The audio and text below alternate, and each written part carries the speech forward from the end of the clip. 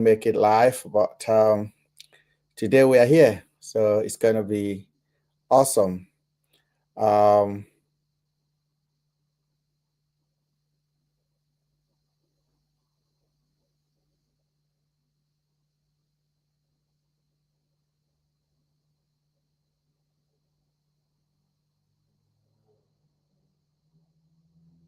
that's good. Um, okay, I'm live. I'm gonna be here.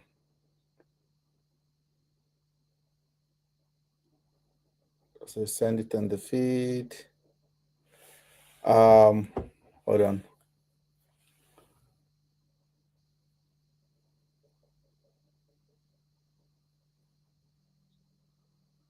Okay, guys, I'm back. Good evening, ladies and gentlemen. If you can hear me on YouTube, I'll be happy if you can just let me know. Let me just check my mic. Check, check, check, check, check, check, check, check, check. First thing on the agenda today, I want to talk about Nigerians in diaspora. Why did you jump from Nigeria? Are you regretting your decision? Because that seems to be the notion that a lot of Nigerians who are worshiping corruptions are saying, that you are not happy abroad, that you wish to be in Nigeria. So I really want to know what you are wishing for. Why do you think? Let me just take this off because it's too. Why do you think? If you can hear me, let me know, guys. Why do you think? Why are you not regretting it, or why you are regretting it? Are you more happy in the UK or in America or the country you are in? Would you go back to Nigeria soon and relocate completely back to Nigeria? Are you regretting your decisions? The reason I brought this topic out today is because recently you see that the campaign in Nigeria by the government of the day to demoralize those of us abroad is getting louder every day. They are telling us that Nigeria is the best place to come back to. I know Nigeria is good if we have a stable government. So don't be deceived if, in any case, you wake up tomorrow and you say you're not happy in the UK, you want to move back to Nigeria. Of course, that is your choice, but do not allow any Nigerian influencer, celebrity, government spokespeople to tell you to return back to Nigeria. That is my own. Do not allow them to confuse you. Things can be hard in the UK. There is nowhere that is easy. Canada is not easy at the moment. America is not easy at the moment. UK is not an exception. Germany is not easy. But are you going to compare these two countries or this continent to what you have? You have to really understand. Some of us that move to Europe will move with nothing. A lot of people have to sell everything they have. Why did you move? Do you move abroad just because of money, or do you move abroad because life was getting frustrating for you in the areas of security, infrastructure development, personal development? Is that why you move? Those are the things that I want to discuss about today. And I'm really ready to kick on Segun Kuti. Segun Kuti said this few days ago, and I saw this post on Tunde Ednot page, and I'm going to play it for you guys to know why I have replied him on my blog today. I definitely reply him, and I'm getting a lot of heat for that. Let me play that very particular sentiment that he expressed. And I will come and talk about Segun Kuti. I will talk about him. Definitely. I will speak about that guy. I am ready to criticize him. I am going to do it. So this is what Segun Kuti said. Hold on, where's that video? I did download that video. So let me go back to Tunde Ednot's page and see if I can get the video out from Tunde Ednot directly, because that's where I saw it. I didn't download it, but I reacted to the video. I'm going to play it for you so we can hear what he said. The reason I'm saying this is this. If you hear Fani Kayode, Reno Mokre, Tinubu government, they are telling you Nigeria is the best. Come back to Nigeria. They are telling Davido, don't criticize Nigeria. My brother, don't get deceived. Don't get deceived. It's all the same thing. I remember when Buhari was traveling abroad and telling Nigerians to come back home. Obasanjo did the same thing. Remember, Obasanjo was even asking Nigerians abroad to return back home. And many people actually returned back home during the Obasanjo regime. Many people returned back home during the Obasanjo time. Obasanjo was traveling everywhere, shaking Abada, and be telling Nigerians to return back. And some people foolishly returned back to Nigeria. And I don't know how those people survive it. Those of us that have businesses there, we know what we are talking about. As a man of the truth, I'm not going to come here and start confusing you. That's why I really like Davido that time when they asked Davido in America, Davido, would you recommend Nigeria? People are trying to go back to Nigeria. Davido asked them, for what? For what?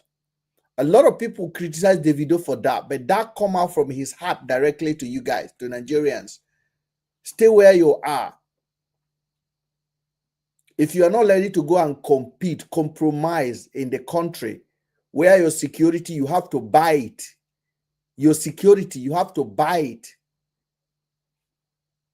Your street light, you have to buy it.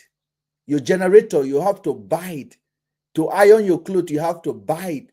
To everything. And it's not even adequately available, even if you have the money to buy it. So you can go there, but obviously do not allow Nigerians to force you to want to move back home. I am begging you on that one. But I'm going to go ahead and play the video for you. This is what he said. I hope I get it out. Seun Kuti. I don't believe Tunde don't delete videos, so I will get the video now. The other Tunde posts a lot in a day. If you're looking for his video, you have to go all the way down to go and find the video.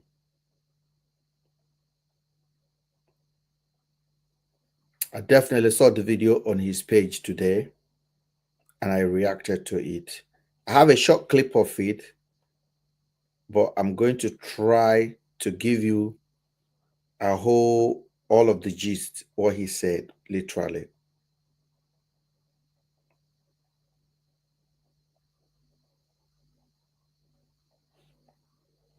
I am finding the video, no worry. As usual, he was not wearing clothes, so I should be able to find the video. Because when that boy don't go smoke Ugbo finish, he will on ring light and start capping. But nobody ever call him out. Tonight is his night. I'm dedicating this night for him. I'm going to yab him so much today. Just listen. But it was revealed ancestrally. And no single African, Nigeria, we don't Japa.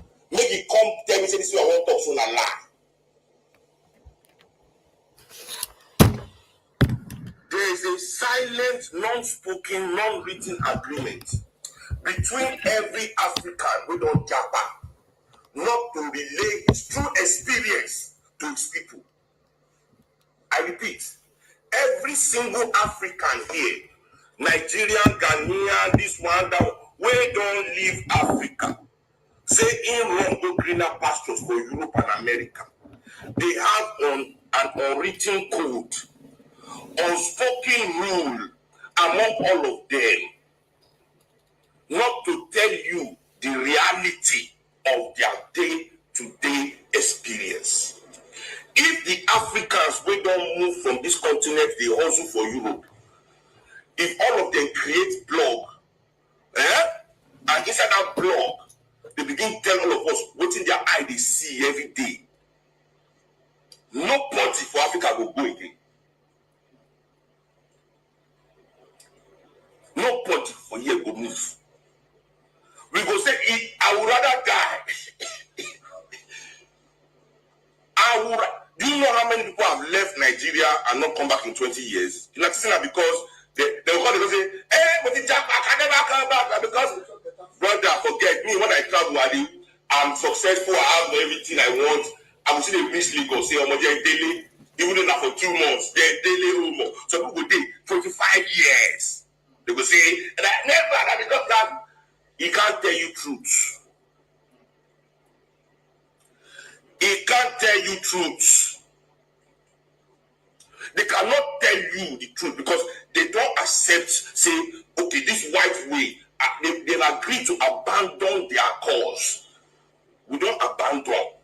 Many of us going there for Nigeria. More than say that better passes for we don't Japa. Because many of them they here based on the fact say no opportunity to Japa. Una mind don't already abandon Africa. Just like their own mind to don't abandon Africa. So how can you not tell people the truth? Say your plan is backfiring. That these people you have been praising all your life. Now, this is what Shenkuti said. Okay, but I'm going to stop you there. I'm going to play another video of Shenkuti for you. The reason I brought this guy out today is because Tinubu government have increased their publicity, and I know them. Okay, if you know what I do, you will understand I am a proper. I'm an activist.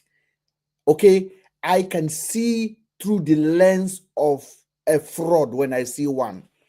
Now, before I even go further, I want to play another video, another voice of Shenkuti for you. Where is Objective TV?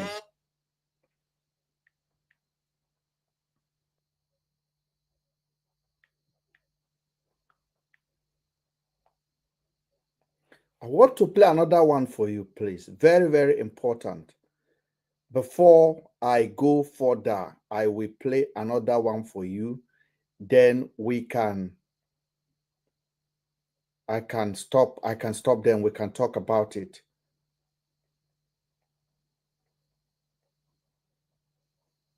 I hope I get the video. I will get it.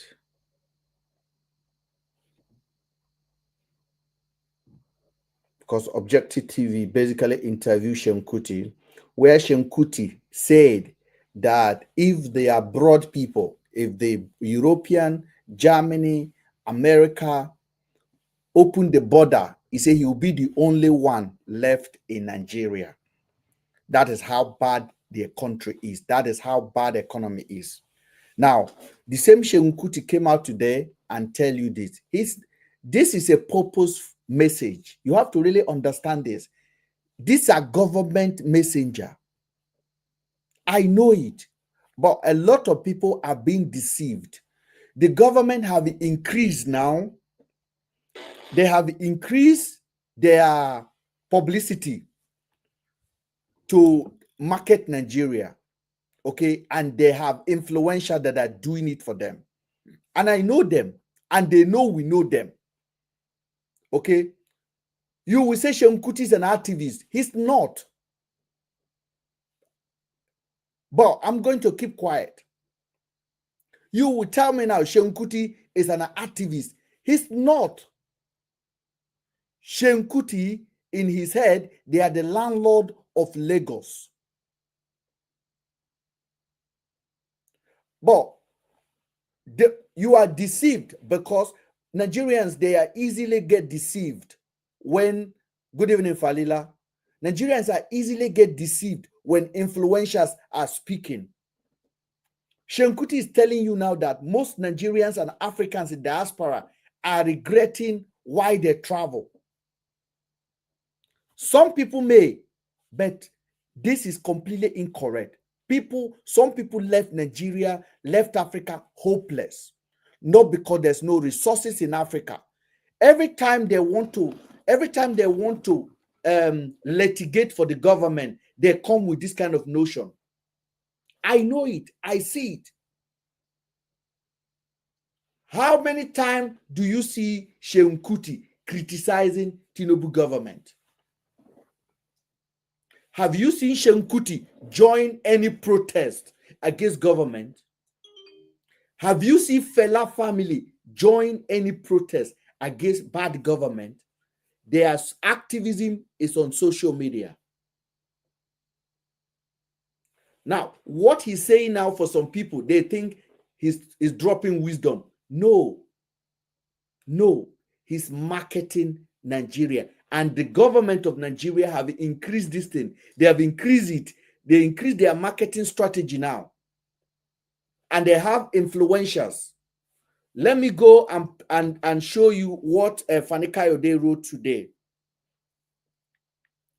And I'm going to call them out. Fani Kayode, Reno Mokre, Bawa, which is Tinubu spokesperson, and many of them. We know them. We know them. Those are the same people that came to attack Kemi Badnoch the last time. When Kemi Badnoch said so much about Nigeria. And Kemi Badnoch actually doubled down again and said that she doesn't want the UK to turn out to be the country she's coming out from. And they were saying that she's playing into the right-wing politics. Nobody at this point of our life, a 64-year-old country with 300 million, over 280 million population, we cannot continue blaming anybody anymore. Black Africans, we must stop blaming the West. We must stop blaming America, Europe, Britain. We must, because nobody is forcing us. Nobody is forcing us to do what they want. The Britain are not forcing us. It is our people that come to UK and negotiate a trade deal that does not favor our people, that sell our oil and pocket the money and buy the poshest house on the street of London. We know them. It is our people that destroy every infrastructure in our country at the benefit of the UK. So it is not the UK. If we are ready today to stand for ourselves and say, we are not ready, we want to join together and sell oil for you at the price we determine. If we have to eat yam for the next 100 years, let us begin to make yam and eat. If you don't want to sell us car parts, we will start designing our car. If the car will go to Lagos and it will travel to Lagos in 10 days, we will agree to that. The whole world will sanction us. America will sanction us. UK will sanction us. But in 100 years, we will recover. In 50 years, we will recover. But we're not even ready to do that. Now, Sheikh Kuti is talking like those of us that left the country. He said, we are regretting it. Now, my question to you as the Nigerians in diaspora, African in diaspora, are you regretting leaving the country? And if yes, why are you regretting leaving the country? Is your life much better? Is your prospect in life much better while you are in Africa? Because some of you guys, when you compare what is better, is because in Africa, you can have a slave to give you food. You have a driver. You have this. You have that. So when you come to UK, you can't have that. You can't have a driver in the UK. You can't have a house girl in the UK. So when you are lazy, you'll be like, oh, Nigeria is better. No. The reason why you are able to employ a housemaid, some of them are 13 years old, is because of bad economy. It's because of hopelessness. The reason why you are able to hire 2 people to guide your gate for you in Nigeria is, listen, a senator living in the UK cannot afford a security. First of all, there's a law. You cannot hire a driver, self.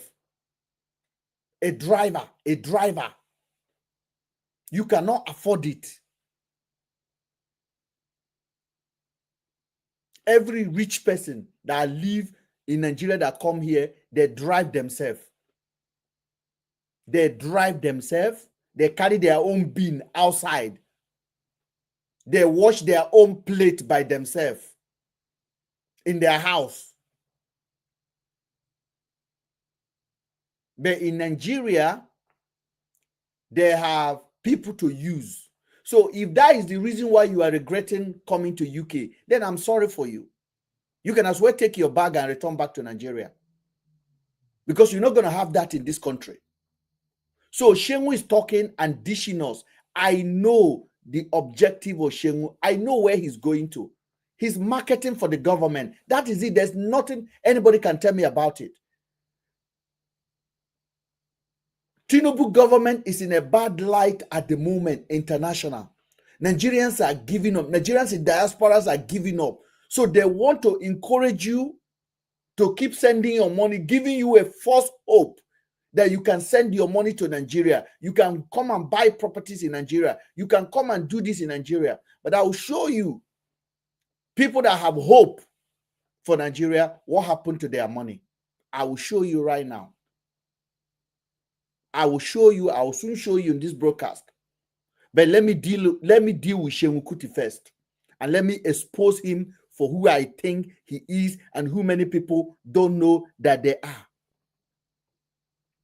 First of all, during the election, if those of you guys that observed the election, because I posted a video today,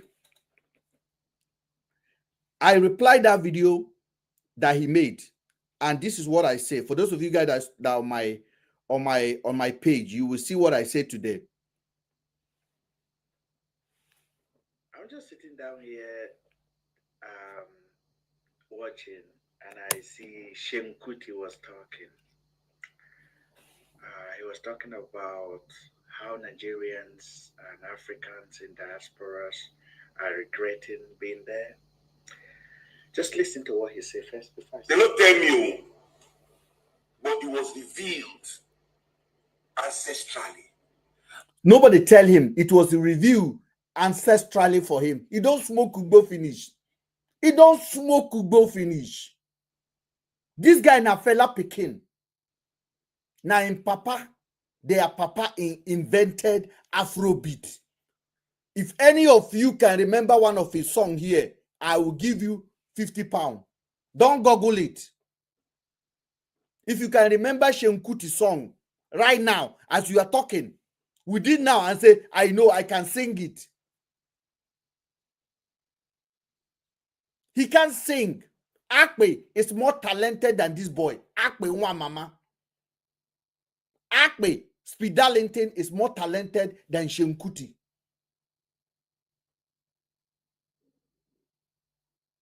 No Nigerians Japa because they love to come and be in the cold.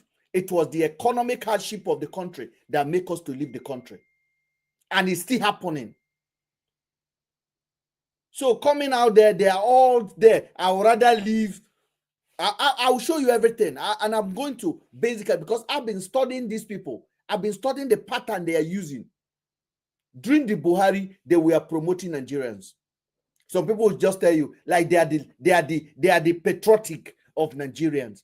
They are not doing that because of anything. They are doing that because they feel they are benefiting from the government. Their uncle, somebody they know, their tribesmen are in the politics. So they want to get there, they want to lay their hand on their own.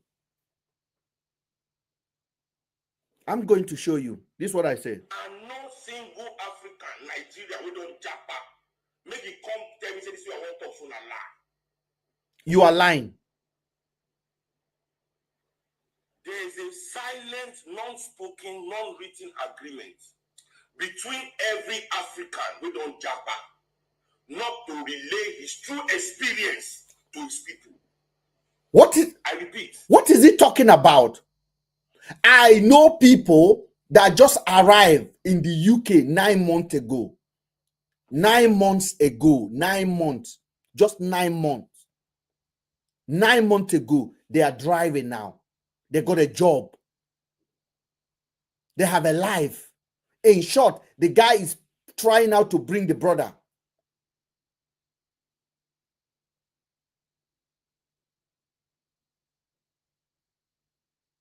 But hopelessness in Nigeria. So Seun Kuti is not saying this. He's saying this because they are paid.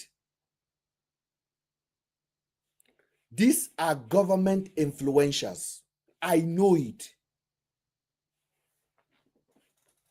Every single African here, Nigerian, Ghanaian, this one, that one, we don't leave Africa. Say in run go greener pastures for Europe and America. They have an unwritten code, unspoken rule among all of them not to take. Now, this is my reply to him today. You know, this guy, Shem Kuti, he's a musician. He inherited music from his father. Yes. But how many of you can remember any of his song? Nobody. This guy here supported this government to have in power. In short, the whole of family of Bella went bunker during the election. In short, they even tried to play tribal card against P2B. We all watch it, what Femi Kuti said about P2B. So when I say this today, a lot of people came to me on my inbox and said that, Ben, you are incorrect. Even on the comment section, it's on Night 24 News, that Ben, you are not correct. Sheikh Kuti supported Showore. Sheikh Kuti supported Showore. It was a process supporting Buhari, Tinubu. Okay? It was a process supporting Tinubu. Whoever is supporting Showore at that time knew exactly what they were doing. And let me tell you something. For those of you guys who don't understand politics, there's what is called process supporters. Influential will just go and pick a candidate that have no chance of winning a toilet unit. Toilet unit. They will say that is the candidate I'm supporting. Because they don't want their influence to know what they're actually doing. They're as good as remaining neutral. That's what Daddy Freeze did during the election. That's what musicians did during the election. Burna Boy, all of them, Wizkid, Cubana Chief Priest, all of them, they all kept quiet because they know what their influence is. They know who they are giving it their vote to, and they know who they want to give their influence to. Do I say Tinubu was not good? Tinubu was good when he was good. But I cannot stand and I see P2B and I'll be supporting Tinubu. I can't live with myself. I don't mind if P2B was going to be a disaster. But Nigerians has been through Buhari for 8 years. 8 years of Buhari that couldn't work. Then you have Tinubu coming in doing Bala Blue, which you finally know he was pretending. Tinubu was pretending so that the North will vote for him, hoping that when he win the power, Shetima will take over because Tinubu will be incapacitated. So he did that to deceive the northern part of Nigeria. He was falling. He was doing Bala Blue. It was a game. But I didn't know he was playing a game as of the time. In my head, I thought this man is weak. We cannot have Buhari, who was literally weak for 8 years. Then we move from Buhari to Tinubu. It's impossible. So we can pay. We can pay. Even though I know that P2B won the election. But people like Sheikh Kuti, you can't hear them choosing a leader. All the influencers in Nigeria, they hide. And that's why I will ever respect Tunde Ednot. Any Nigerian that live abroad know exactly what Nigeria need. If you don't want to play tribal game.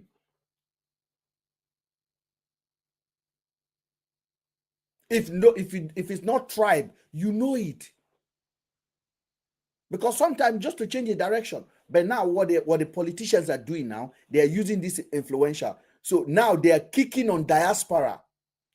It's an orchestrated campaign against those of us overseas.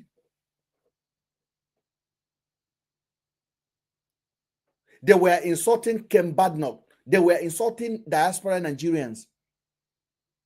Now, Seun Kuti has taken it to all Africa.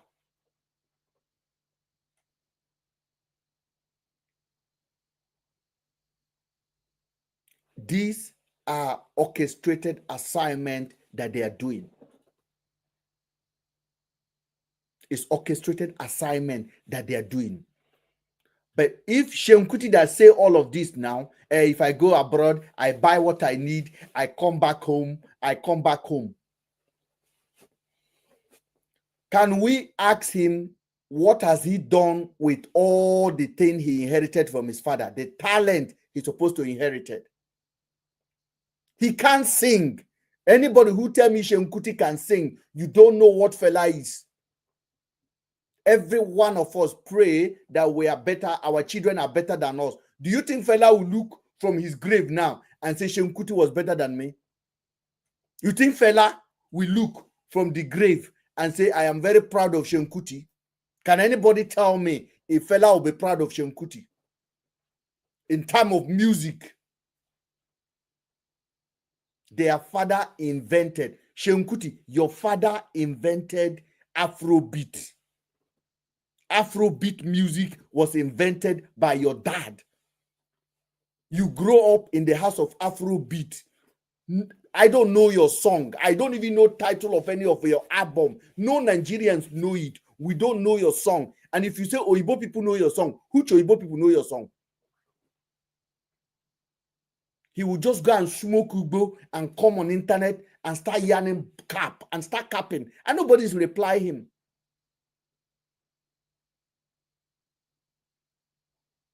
They can't sing. They cannot sing. They cannot even repeat their papa song. Like repeat, like performing your dad's song on the stage. They cannot do it. When Jay-Z did the movie, fella, when Jay-Z produced the movie, fella, why did they not call Shengu family, fella family, to perform as fella? Because they were not good.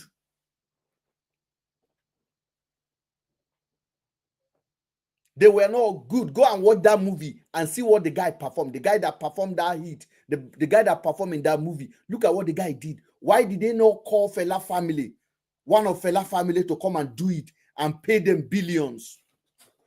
Why did they not do it?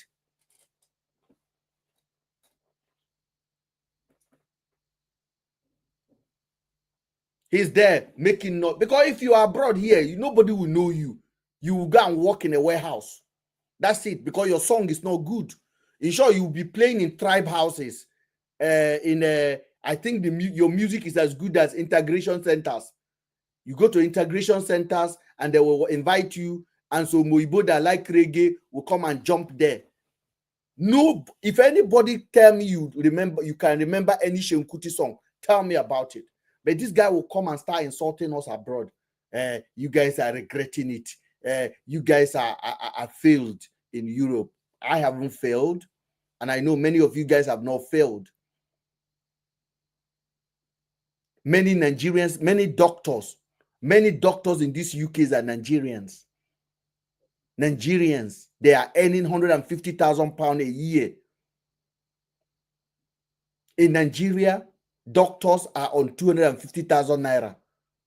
That is the money I earn sleeping.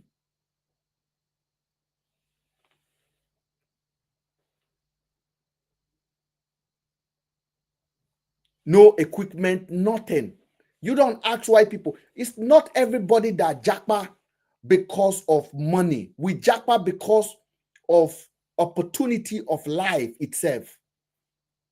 People leave the country because they look left, they look right. I lost my sister for cancer.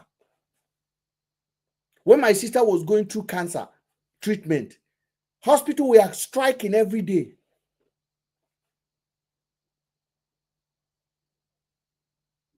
In Nigeria. But the same Seun Kuti who is saying this, all of Tinubu's grandchildren are in Europe. The daughter is in France. All of the ministers, their children are in Europe. Why are they not returning their children to Nigeria to come and school in Nigeria? If Nigeria is that beautiful, is that correct, why are they not doing it? Why are they not returning their own children to Nigeria?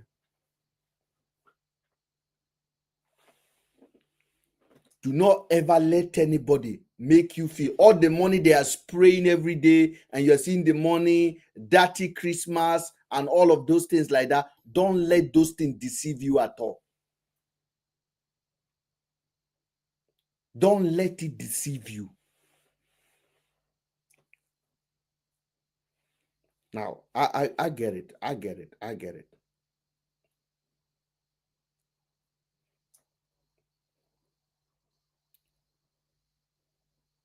They've given them assignment.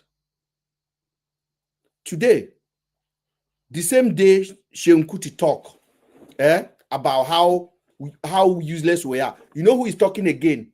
Fani Kayode. Fani Kayode. Reno Mokre have said his own. Fani Kayode is saying it's an assignment they gave to them. For them now, they are the patriotic Nigerians. Why I would rather live in a poor Nigeria than a rich Britain. Femi Fani Kayode. I don't want Britain to be poor. I don't want to be poor like Nigeria. I don't want Britain to be poor like Nigeria. My wealthy family become poorer there because of terrible government. Kemi Badnoch said this. And then Fani Kayode quickly came to reply. I would rather live in poor Nigeria than to live in a rich Britain. Nigeria is a great country. Come and see them. And Femi continue. I would rather live in a poor Nigerian than in a rich Britain, where men marry men, women marry women, homosexuality. Look at what he's saying. Look at where he's going to. This man, the reason why Tinubu did not give him anything, because they know he only go where food is. So his own excuse now is not because of economy. I can rather live in Nigeria. You see, let me tell you something. These are orchestrated. For people don't understand. Do you know why he used homo and why he's using this language? I want you to tap because I want to use the language you use.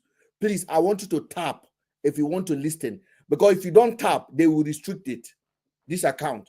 Because me, I like to deliver it the way it is, as in my mind. Please tap if you're on TikTok. Tap if you're on TikTok. Tap you're on TikTok. Double tap if you're on a TikTok. Double tap if you're on a TikTok. Double tap if you're on a TikTok. And I'll tell you the reason why he used that word. Okay? Now, this is sentiment building. And I'm going to analyze it for you very simple today. If I am supporting Tinubu government, they will reach out for me to be promoting this agenda now on social media. Okay? They will reach out to me. Okay? They will send me the memo. If you have ever worked with government, you know. If you are on a payroll, they will every month, every government agenda, they will send you the memo. So you will start talking in that direction on your social media platform. But I am not working for government. So I am here to say what they are doing, to expose them for what they are doing. If you know, in the last 2 weeks, they have started promoting Nigeria in a radical way, insulting everyone else. Now, they are now telling us that abroad is no good. Do you know why Fani Kayode will use this language? Please double tap on TikTok because I'm going to read it out. And it's not, if you are double tapping, it will cancel whatever the system is trying to do. Please, you have to do it for me. I don't want, okay, I would rather leave. What the woman say, what Kemi Badnoch say was very simple. Kemi Badnoch say, I don't want Britain to be poor like Nigeria. My wealthy family become poorer there because of terrible government policies. Terrible government policies. That is what the conservative leader said. Now, look at the reply. Let us look at the reply of Shehu Kuti. Shehu Kuti is telling us Nigerians in diaspora that we are regretting it. One, go and read Reno Mokre. He's also insulting Kemi Badnoch. Okay, but Reno live here. He lives in this country. Okay. This is where I will bring this out now. It's on Fani Kayode. Fani Kayode says, I would rather live in a poor Nigeria than in rich Britain, where men marry men, women marry women. Homo and bi is encouraged. Pado is celebrated, where in the UK is Pado celebrated. You see, they are reaching out to their Christian audience. This is 2027 campaign you are seeing now in action. The people can't pick it. They are reaching out to their Christian audience. They are reaching out to their audience. They are trying to buy the sentiment of Nigerians. Okay? They are buying the sentiment of Nigerians. So he is using the word homo, bio is encouraged. Pido, Pedro is encouraged, is celebrated. Transgenders are empowered. You see the language he's using. This is government machine. I'm talking about Fani Kayode. This is government machine. You have to really understand. Oh my God. This is government propaganda. They are using propaganda now. What Shemu say, what Reno Mokre say, what VDM say. Listen, let me list it. VDM is on the same group. VDM that you know. VDM, very dark man, is captured. Okay? Shehu Kuti, Fani Kayode, Reno Mokre, all of these people, they don't see anything wrong with Nigeria. So you see that they will come indirectly to come and defend government policy all the time. But people can't pick it. I know these people. Okay. You see all the language Fanny used here. Poverty, I said, Pedro's is terrorated, gender is eroded. Oh my God, I can't even read it. What he say here. I would rather live in a poor Nigeria than rich Britain, where Christians are. You see, he finished himself. When I told you he was trying to reach to the Christians communities, okay? He was trying to reach for the Christian communities. He knows how to get them. He used all those languages up already. Then he come down, then he say, I would rather live in a poor Nigerian than rich Britain, where Christians are dreaded, Muslims are hated, churches are empty, mosques are blacks are treated like Arabs are seen as, Indians are, Pakistans are regarded as, I can't even name the name. Okay, I know this thing, what he's doing. Okay, I know exactly what he's doing. He is trying now to market Nigeria. I would rather live in a poor Nigerian than a rich Britain where there is knife crime and stabbing. I don't want to even. So what this guy say cannot even be printed. What he said cannot be printed. If you want to read the whole paragraph, just go on Nigeria 24 News Instagram page. It's published there. And the staff that published this, I didn't publish it. One of my staff published it. The guy makes sure he did not doctor it. He posted it there. So you can read it yourself. And these are the people speaking for the government of Nigeria. Now, when Seun Kuti came out and said this, people would think, oh, it's Seun Kuti. No, there's an undertone. No, you can't read it, bro. If I read it now, they will call the account. Somebody is asking me, why can't you read it? If I read it, they will shut. They will this. In short, that's why I'm begging you guys to tap. I can't read it. I'm recommending, if you want to read it, just step out and go to Instagram and read it. No, they are not my word. I cannot pronounce it out. The system will clock it. So I am on live. They will just cut me off. You understand? It's too hard to read. It's too hard. It's not good at all to read. So if you want to read it, just hop over to Nigeria 24 News or any other blog that post it, and go and read it there. So let me just come back to Seun Kuti.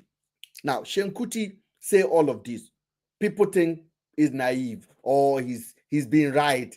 Nigerians in diasporas are regretting it. Nigerians in diasporas are regretting their life in Europe. Really? A cleaner in this country earn more money than a medical doctor in Nigeria and still send money home. To fuel my car,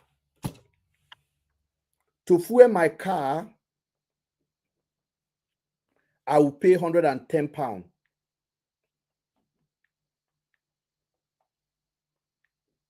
£110, okay, times 110 times £1.80, £110. I'm coming.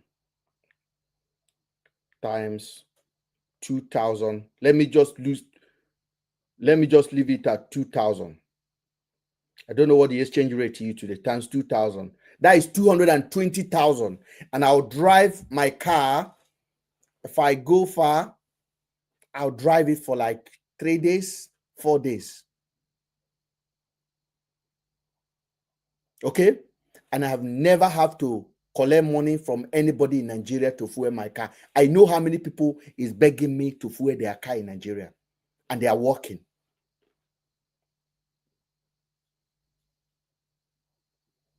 A cleaner in this country is driving a car.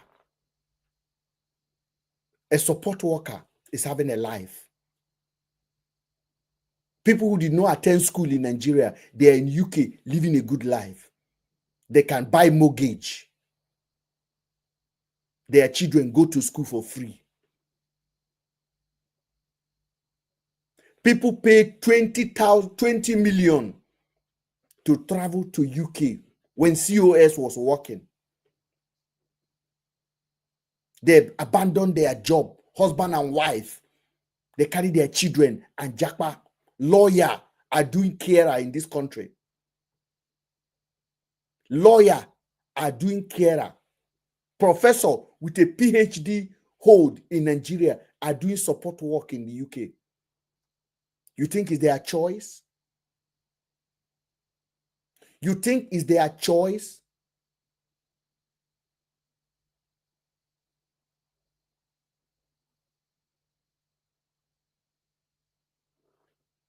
But they are living here now. They can eat. They can even send money home.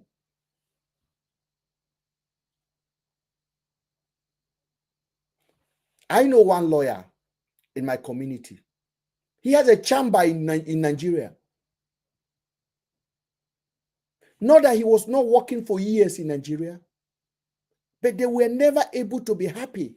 Sweat, generator, they are sweating. Life is just hard for them. They pack their bag and come here. Now the man is not working as a lawyer now. He's doing support work. The wife is doing support work. This one bring 2.5. This one bring 2.5. That's £5,000 a year, a month. That is £5,000 a month. That is a salary that both of them will earn a year in Nigeria. They pay their house rent. The kids are going to school. They can buy clothes. They can still send money home. Shehu is telling you, you are regretting it. Because somebody come for dirty Christmas and be spraying millions. And Fani Kayode is telling you, because we have Omo here, we have this one here, I would rather live in Nigeria. These are the government spoke people. If you see them the other day insulting Kemi Badnoch, you know what they are doing. They were basically just abusing her, insulting her. Why would you say the police do this to you? Why would you talk? One guy went to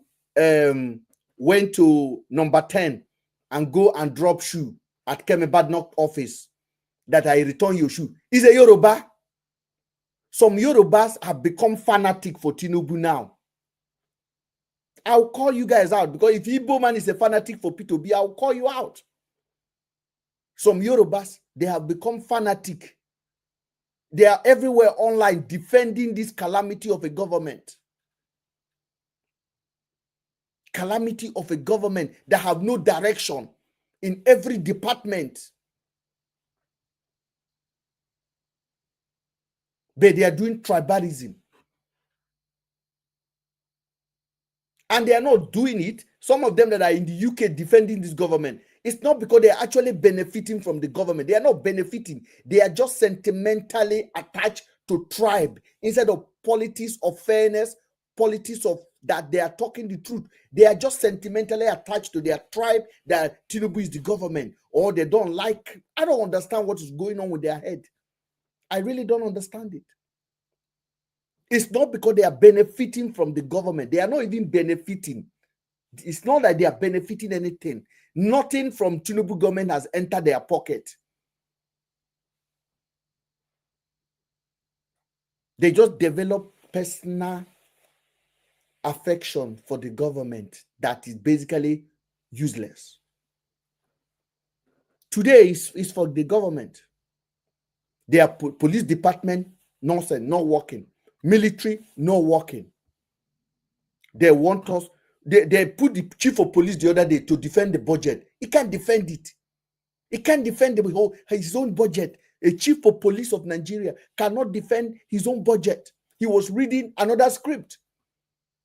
I talk about it day before yesterday here.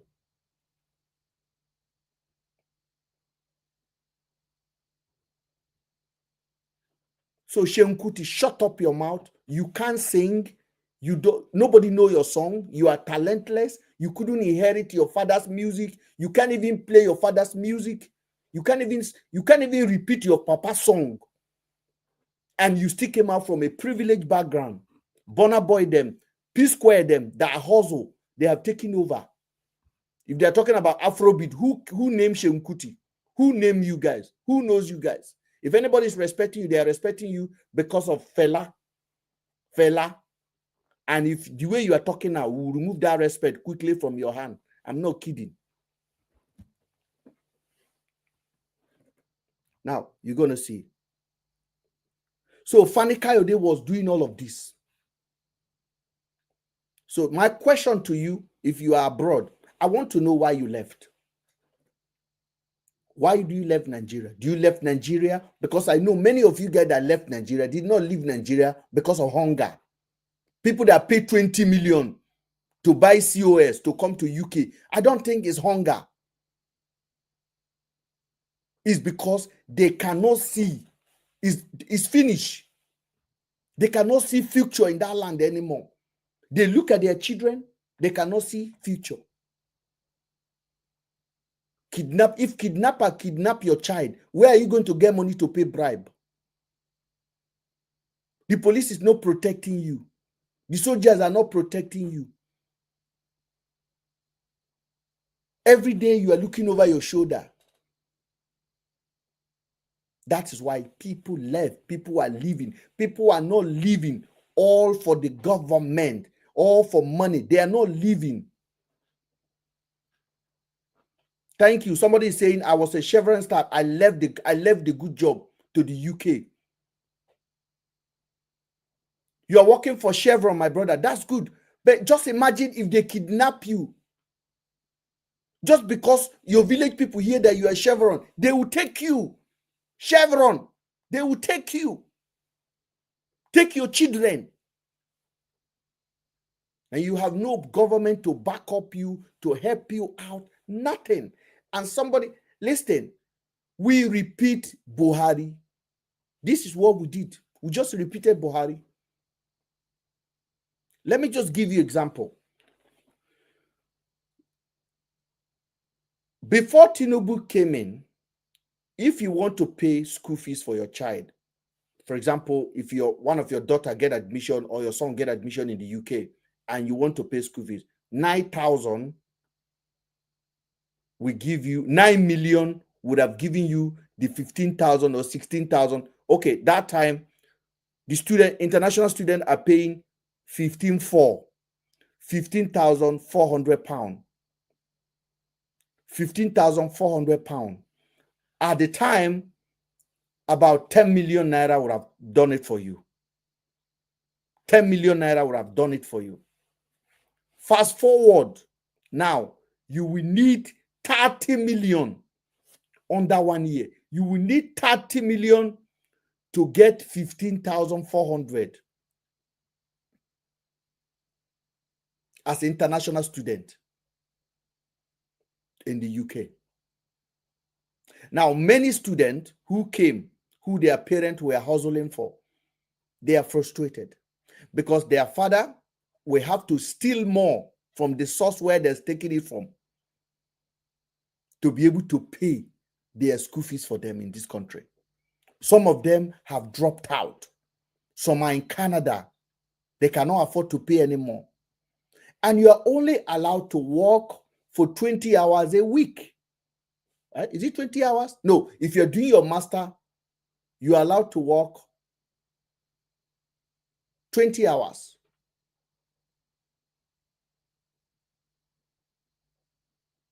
Then 20 hours, and you cannot get a good job if you're a student. So at the end of the month, you are getting like 800 pounds. Then you have to pay rent. If you rent one room in this country, you are paying at least 650 pounds to 550 to 650 pounds. Then you have to eat. So you still have to depend on your family in Nigeria.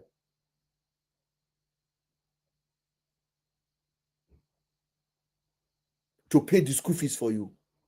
Now, the school fees you are paying 9 million last year, you are now paying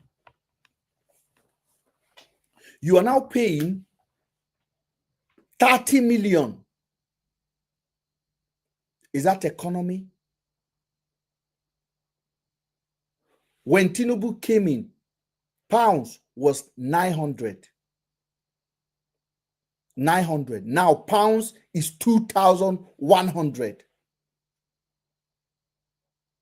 naira. 2,100 naira. Is that economy? No directions. That is why people ran away from the country.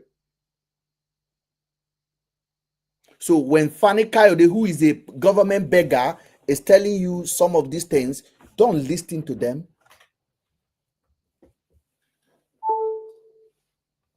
And it's gonna be bigger. There's gonna be more influential. This is what I wrote. I wrote it today because it was actually me that wrote it today. This is the capture that I put.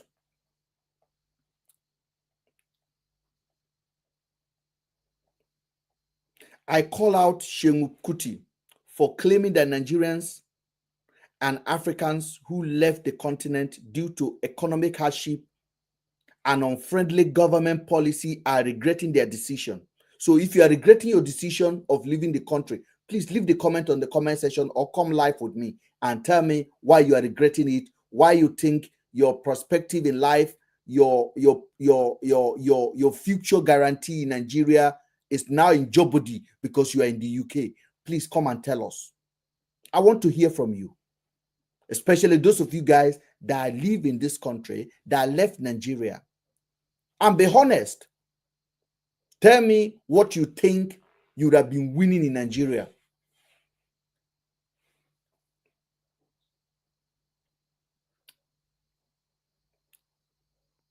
I said, Seun Kuti said we are regretting it, our decision. I label Fela Kuti's song as untalented. I compare him to Nigerian-based US-based artist Speed Darlington, also known as Akpe. I remind Seun Kuti that many people don't leave Nigeria solely for financial reasons. Security and the ongoing corruption in the government are significant factors driving many talented Nigerians away from Nigeria. I urge Nigerians in diaspora to genuinely reflect whether they are regretting relocating. So that's what I posted today. So now I'm live with you and I am asking you, are you regretting relocating? If yes, why? Now the floor is open, so you can request to come in and come and have your say. Because this is how I blog. This is how I blog. This is how I blog. I'm adding Andy. So if you are joining, please let me know. If you are regretting, if you are in Nigeria, you can tell me if you will leave Nigeria. If your current job and current plan for life, if you abandon it and leave Nigeria. Are you a nurse in Nigeria? Are you a teacher? Are you a PhD holder? Are you a professor? Are you a doctor? If you have opportunity now, would you leave the country? This is what I want to know. This is what I want to know. Adi, good evening. Logic Man, good evening. Evening. You're on point, my brother. You're on point. Thank you. So I want to hear. For me, I left Nigeria 2019. I had a job in Chef. I was working in Escravos. I was earning a minimum. My monthly pay was 1.8 million. Okay. Naira as of 2019. I started working for Chevron since 2010. Been there for 9 years. And to work for Chevron in Nigeria is one of the highest dreams for everyone. Yes, we are the same staff with like ExxonMobil, Ajip, and all of them like that. You know, I was doing well at 1.8 million, 2 million monthly salary. I'm telling you, I was living large to the fullest. But I left. Why? Because of insecurity. You're living in a country whereby you leave your house, you'll be looking at your both shoulder because you think someone is after you. No, that is not life. Today, I'm in the UK, been here for over 5 years now since I came, going to 6 years. I can guarantee you and I can confidently tell you the life I live here is 100% better than Nigeria. I have peace of mind. You know what is called peace of mind? When you go in my house, I can leave my door open self. I don't have to be worried. I don't have to worry that someone is coming to break my door, someone to come to steal in my house. That is peace of mind. The money I've made since I came to this country, I cannot make that kind of money in Nigeria. You are respected, you go out, people respect you. You see the love of people. That is love in this country. So nobody should tell anybody otherwise. So if you're not doing well in UK, I mean the UK, if you as a Nigeria or someone from Africa and you're not doing well, you should ask yourself problem. How did you start it? How did you start your life? Because some people came down here in this country, the first thing they do is to go and buy phone they cannot afford on credit, and then they run into debt, and then it begin to affect them, their life. You understand? So people, if you don't plan your life in the UK, you will run into trouble. Even running into trouble in this country, you can still recover. Yeah, you can recover. The thing is people should live below their means. You cannot come. You know, one thing in this country is housing. Housing eat a lot of your income. A lot of your income. So you cannot come in this country and you are, let's say you are earning £2,000, for instance, and you are going to stay in an apartment that will cost you 1,500. That is not life. People want to live big. You come in this country, you want to drive car, you want to live the good life. There's everything here in this country. If you're not careful, by the time your salary comes in, you won't it will just disappear. Money is going. At the end of the day, before the end of the month, you are broke. That's because you don't have a budget. You should be able to budget your money and live a good life and say, okay, this is how I want to live my life. This is my expenses. This is my gas bill. This is my rent. Live your life in a way whereby until you are stable before you start looking at those expensive things you want to do. There's everything in this country. So if you're not careful, by the time your salary comes in, everything will just go on bills. And you have a chance to also learn a work here as well. And if you have a document, you can go to school on the government sponsor program and they can pay your school fees for you while you owe them money, student loan. You have opportunity for that. And you'll be paying instrumentally. Who will give you student loan in Nigeria? Nobody. There's a lot of opportunities here, a lot. There are even jobs, apprenticeship that you can go for free. All you need to do, go on Google and search for free training. A lot of skills, even most council, they even offer free trainings, free apprenticeship. One of the most paid job in this country is handyman job. Handyman job, construction. Everything, construction. Someone was telling me, a plumber in this country was telling me how much he made in a month. I was like, wow. A plumber, some plumber are on a 50 grand. 50 grand. 50 grand a year. 50 grand a year. A plumber, 50 grand a year. I know him. In short, one plumber, the guy is on 70 grand because he's on a self-employed. If I call the guy to come and look at any property for me, the guy will tell me no time, Ben, no time, Ben, no time. No time.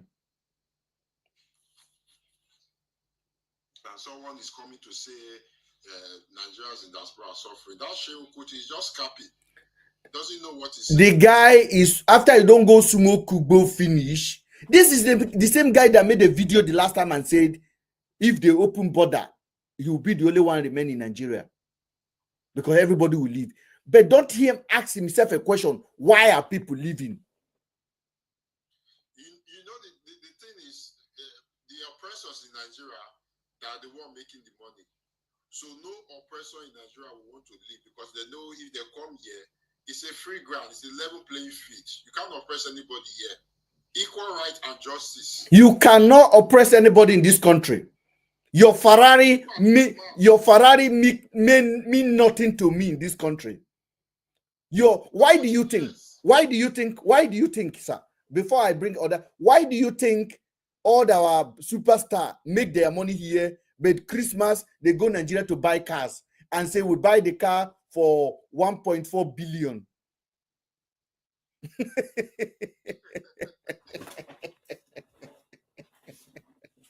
Why do you think they are not driving their car here? They can't. Who cares? Nobody will look at you in this country. Nobody will look at you. Whether you wear the most expensive wristwatch, you dress the most expensive designer, nobody cares about you. They don't even look at you, sir. Because you're not paying anybody's bill. You don't pay anybody's bill. Everybody mind their business in this country. That's the thing people should understand. It's how to sleep, wake up, go to your work, come back, eat your food, plan for your next day. That's life for you. Some people has been in this country for 20 years. Nobody ever dashed them 10 pounds. They've never received 10 pounds as a dash from anybody. Because nobody's giving you money in this country for free. Nobody. You have to look after yourself. It's only in Nigeria that you see people where you use money to oppress people. Who do you want to oppress here? Who? Nobody.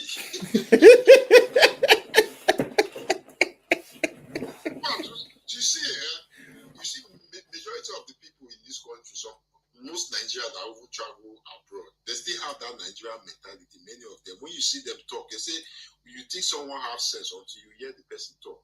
Then you just know that this one is something else. He still have that mentality. And that's, they don't want to wake up. In this country, a 2-year-old child is more sensible than a 41-year-old man in Nigeria. Like 100%.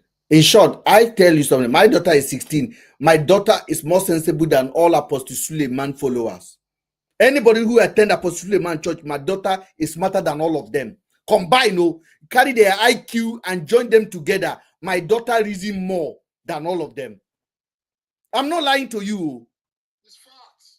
My daughter, like as you see 5,000 people, carry all of their IQ and put it in a basket. My daughter IQ, we look at them and like, are these people, are they, Papa, are you sure they are okay? Are you sure are they all right? It's fact. It's fact. So they'll just come online and start deceiving Nigerians, start saying things, and a lot of gullible people will just believe anything. Yeah, because the reason I call this guy out today, even when he posted it, because Tunde was like, because when there are influential that government owns, and I will say it again, there are influential that government owns. Neither they are saying it in favor of government to get privilege in some certain way. Yes, so sometimes government don't really hire them to do the job for them, but they are doing it for notice me kind of sentiment. Like when VDM came out, I'm going to call him because he's the bigger influencer in Nigeria at the moment. So people will say, don't call VDM. If you are here telling me not to call VDM, then I will block you. In short, if you add me on this account, if you see anybody that say don't bring VDM matter, like don't talk about VDM, block that person. The person don't belong here. Because I like VDM, but I am going to talk about him because I know what he's doing. Those influential know what they're doing. When Very Dark Man came out the other day, let me show you something. There's a video I wanted to show you. I got it today.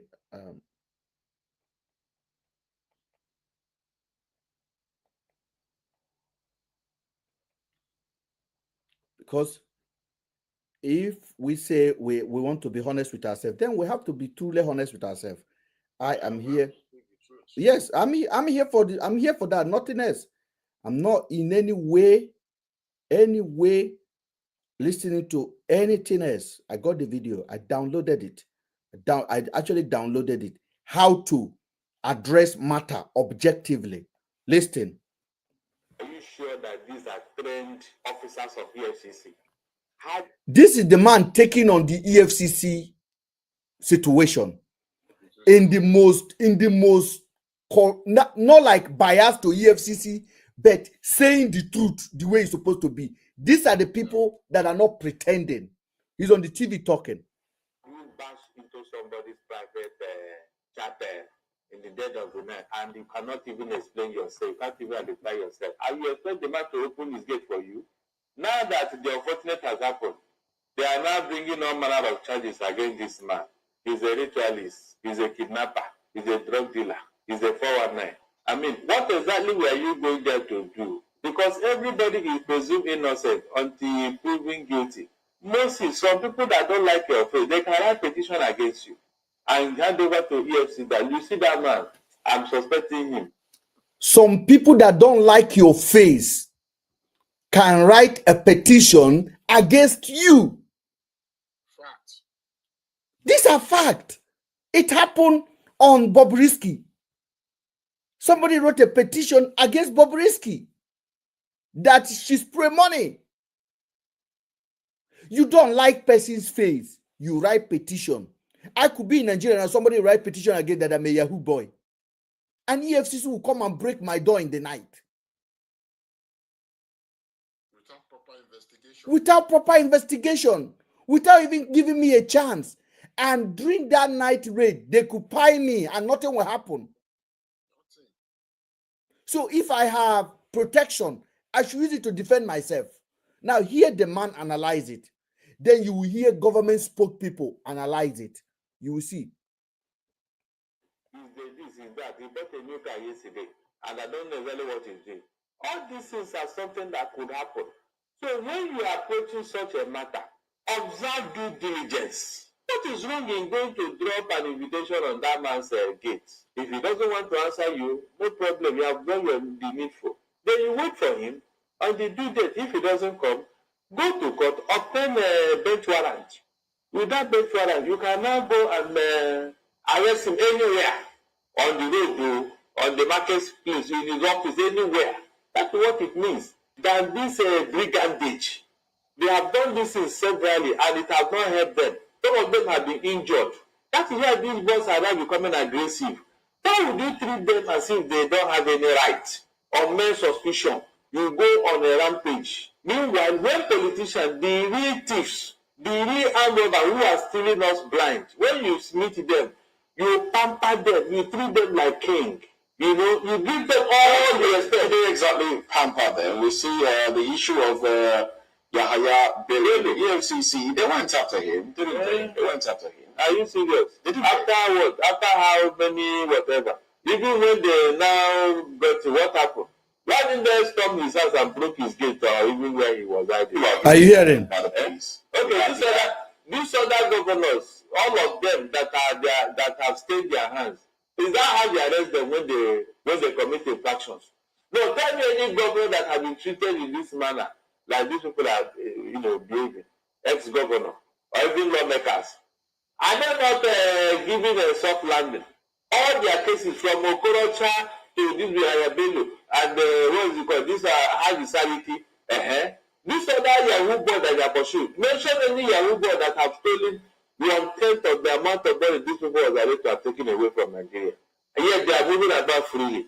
But when you hear Yahoo boy, you think that you have gotten the devil himself. If not, you can't have two laws in the state. That's the problem here.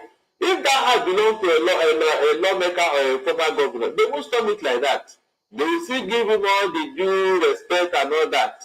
Make him come to answer, So I don't think that thing they went for that is the proper way. Their superior officer have told them, stop this your night trade and all that. Moses, there is no way anybody can escape EFCC radar in any environment. All you need to do, man surveillance. The man won't even know that you are trolling him. They have all the sophisticated equipment to trace anybody. The phone call alone, if they put a tracker on your phone, my dear, even if you're target, they'll go there and meet you. So, all this behaving as if they are they are out. Are they not watching what FBI do in America when they want to get a suspect? They should go back to the drawing board and leave all this suspect behavior. It's not good because they are trying to make these guys, if at all they are Yahoo boys, they are trying to make them feel that they are not an endangered species. Whenever you see a young man riding a car or carrying a laptop, he's a Yahoo boy. Now, this is how somebody analyze matter and call the government to order. Do you want me to play activist and human rights activists analyzing the same matter for you now? It's going to be different. It's going to be different because they are working for the government. They are spies. If I play VDM now, you will see what he's talking about. You will see his own narrative on this matter. And by the way, the man the EFCC went to his house, nobody can say the man is a Yahoo boy or a Yahoo man. No invitation that he should come and report to them and he did not go. No warrant. You just go and bust into his house. And then the so-called influencers will come and say, what the Yahoo boy has done to Nigeria. What has the Yahoo boy done to Nigeria? Tell me. All of hush puppy criminal activity. How did he affect Nigeria for 1 second? Which state does hush puppy atrocity affect Nigeria?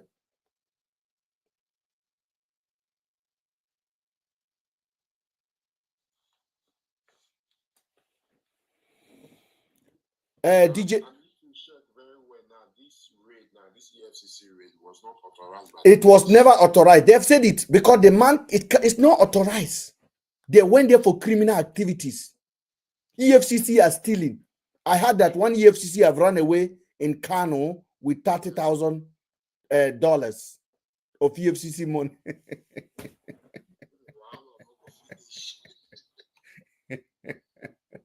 Good evening, guys. Go ahead, DJ S. You are here, and also Adi.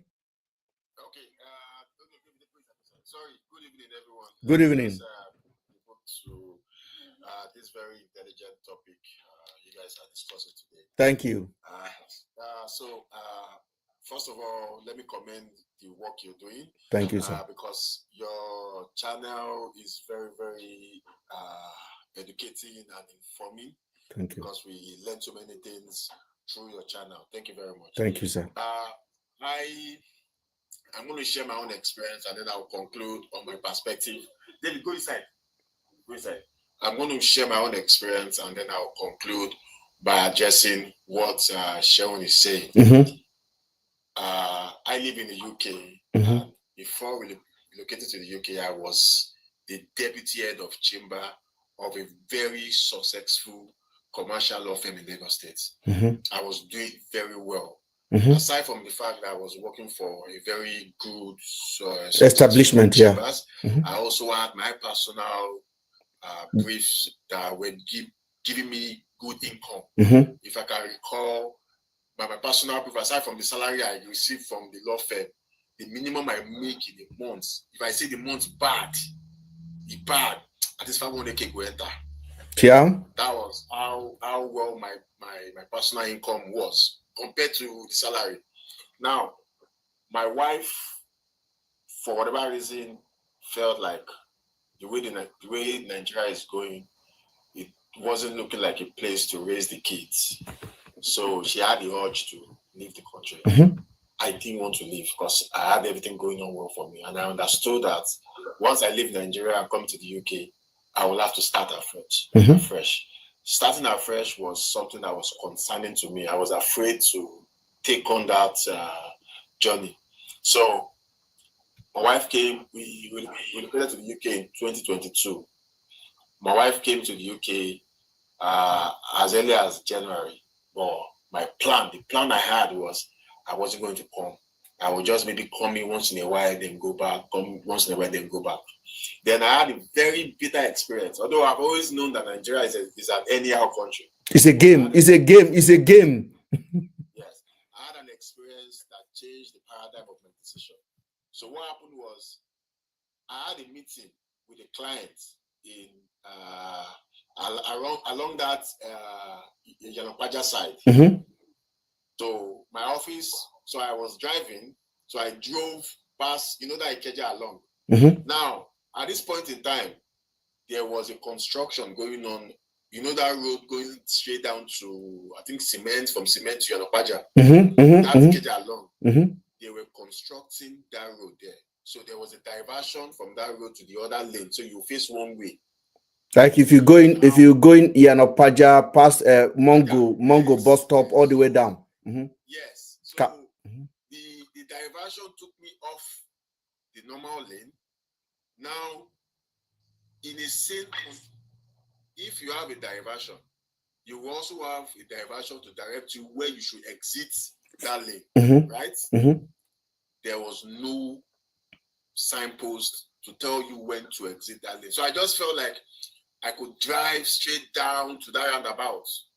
What even prompted me to drive straight down was a car that was in front of me that drove straight down. And then I felt like, so when the car was going straight down, I saw a police van in one side of the road. Mm-hmm.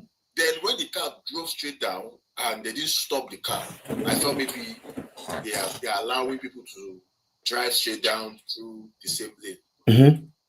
To my shocking surprise, I was stopped. And me, even though I'm a lawyer, I'm always very compliant. I don't do crack with police because I understand that if they shoot you for there, that will be Sarah, no compensation, sir, for your family. That's it. Mm-hmm. So I was very compliant, and I like that. So I was thinking, I was discussing with people that had sense. I was like, you people, last mile or whoever in charge created a diversion in front. If you wanted me to have exit the lane, at least put a signpost saying exit here. And also, I saw a car going back to this is where the shocking revelation came. As I was trying to use the car that drove past me that it did not stop as a ground for my argument, I saw that same car turning back. They were setting it up. That same car was turning back again. Yes, it was a trap. They trap you. It was a trap. Yes. And then I thought it was a joke. Now, so at this point in time, there was serious fuel scarcity in Nigeria. And I had a full tank. Now, so this officer jumped into my car. I was even thinking, say, okay, maybe when I get to the last mile office, I'll see someone that has more sense to discuss with. Then this guy now drove my car from that Ikeja along back to they have this their office along that K2 Jota site. I spent almost 4 hours with this police officer in my car inside hold up to take me back to their station office in Ojota. When we got there, as soon as I got there, as I saw so many people there, I say you don't enter. So we got to the office. I saw the staff there, and I was thinking, okay, if the police don't even get sense, at least you as a staff, you could understand if I explained to you that I wasn't passing one way. There was a diversion on the road, and I took the diversion. The guy no agree. Just brought out POS to me and told me, okay, your money is 75,000 naira. There was nothing I could say. But now, one thing is, I could have dragged that case to the magistrate courts in Oshodi. But I had another matter in Shagamu the next day. And I know that without my car, I will find it difficult. They can basically frustrate your whole life for you for that week. That was how I paid that 75,000 naira. Bros, as I was driving out from that place, I just put a call through to the agent. I said, please, book my flights. It was that incident that prompted me to make a decision that I need to leave this country. Yes. Because I've always felt that, okay, we could manage Nigeria, but I could see that the way the country is going, even us as citizens, we are also problem of that country. Yes. Because Tinubu is not the one that sent those guys to set you up and set many other drivers up. Now, when I go to the UK, now, the truth be told, I don't like generalizing things like this. We all have different experiences, but there's a rule when it comes to relocating. If you are hardworking and you are diligent, you will find your way. I'm not trying to be religious, but you put God involved in whatever you do. The element of God can come with faith and purpose, because when you put God, you might have purpose and faith. Sometimes faith doesn't need to involve religion; just means that the universe will just work. We work in your favor. Exactly. Now, when you relocate and you are hardworking, yes, definitely things will be very, very difficult. I was a success, as I've said, not to brag. I was doing very well, and I could see where I was going to, because my income was always increasing. Like whatever I earned last year, I would earn times 3 of it the following year, and that was how it was going. So I could see the trajectory of my improvement. I was going up. So to decide to leave Nigeria. If I ask you now, in a way, it was not hunger that sent you out of Nigeria. No longer. It was a long-term projection of your life security. Yes, Nigeria was anyhow. Yes. I could see it, and I took the leap of faith that, okay, I was still, I'm 38 years old. When I came in, I was 35. So I did the calculation. Okay, I did your course. I came in around 34 years old. I said, 34, 35.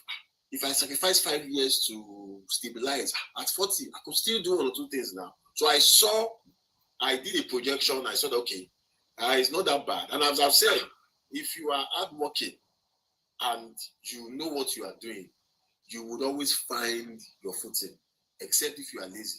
When I came into the UK, regardless that I was like 12 years post-call practice in Nigeria, I started working in the warehouse. As a starter, yeah. As a starter, because that's how it is. You can't just come to the country and enter the system. And then, yes. When I came to the UK, I was working with the warehouse. I was working with Marks and Spencers. Now, the funny thing was, I was earning well. The salary I was getting as a warehouse worker gave me a proper footing in the UK, because then I was able to transition from spending my naira to start spending pounds. And because I did not undervalue or overlook any job, because I said, I'm a lawyer for Nigeria, I can't do what kind of work, I left my wig and gown at Murtala Airport. When I came here as a starter, and I was ready to do what it takes to advance. Now, the point I'm trying to make is, now I'm not a qualified solicitor in the UK. I practice as a legal officer with all of the councils in the UK. People like you are, yes, you see. I've paid the price and everything. Now, to counter what Shehu is saying, when you open your mouth and you generalize, you are I see such people as a fool, because it might be as if you've conducted a search, or you've given some people questionnaire to respond to you, for you to now conclude that those who Japa are regretting it. It's a one. He used the word 100%. So, what are the search? What kind of search, or who did he speak to? Is it his family members or friends that he knows that is making him conclude that those who left Nigeria are regretting? Nigeria is an anyhow country. If you have tasted a good life, if you have lived in the UK for 1 year, nobody wants to go back to Nigeria. Nobody. Now, what I'm trying to explain is, all the stories can never be the same. Some people can come here and they might not be able to survive. As I've said, if you are a lazy person, UK is not for you. If you are anyhow person, you like the way things are done in Nigeria, that you can do anyhow, drive anyhow, UK is not for you, because your body and your mind is already programmed to do things like we Nigerians are doing. So when you come to a country where things are done properly, you will not be able to acclimatize. You can't survive. You can't survive it. Yeah. Nigeria is already in you. And if you are a lazy person, you don't program yourself. As that boss is saying, you came to the UK within 2-3 months, you don't collect debts up and down. You are buying phones or credit, or getting houses that are more expensive than your income. You would also find it problematic. But generally speaking, from my own perspective, there is nothing in Nigeria, aside from me to come do 30 December and come back, that I want to attract to go back home. Nothing. The only reason why we like to go back home in December is just to have that feel of saying, that nostalgia of Nigerians. Okay, my brother, you see where you came in now. You see where you came in. What I say here, I said, and this was I wrote this 11 hours ago, and look at the story you've just told me now. I said to Sheung, Sheung, let me remind you that many don't leave Nigeria slowly for financial reason. Security and ongoing corruption in the government play a bigger factor driving talented individuals away. That is you I'm talking about this morning.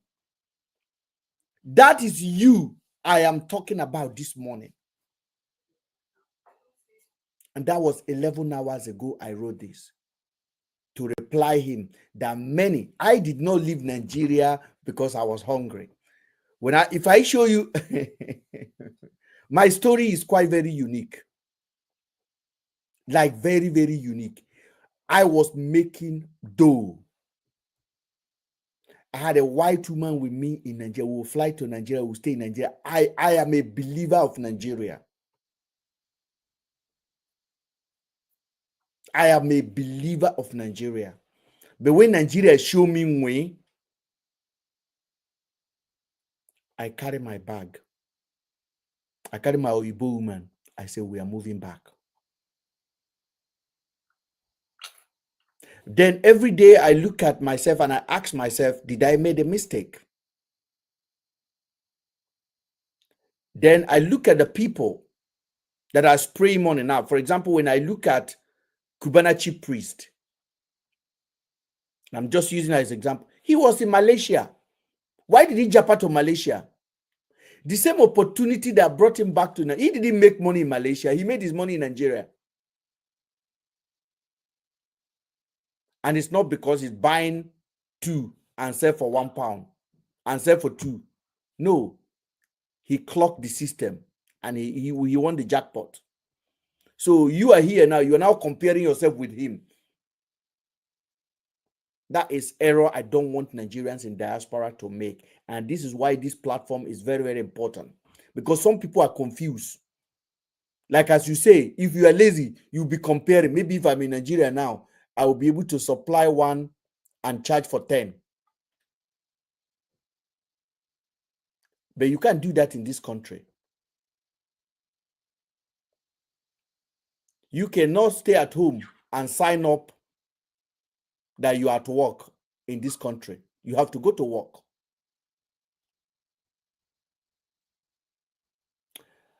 Let somebody else talk. Thank you, my brother. Your experience and the way you give your own. This is what I want Nigerians in diaspora to capture. And we need to start educating people and tell them. Excuse me, sir. Go ahead, sir. Yes, although I just came into the group now. Can I just? There's somebody before you, DJS. Go ahead, sir. Okay, thank you. I had the last person speaking. No. Eze, Izimon. How do I pronounce your name, please? Please hold on because DJS was here before you. Let him go ahead, sir. Go ahead, sir. Okay,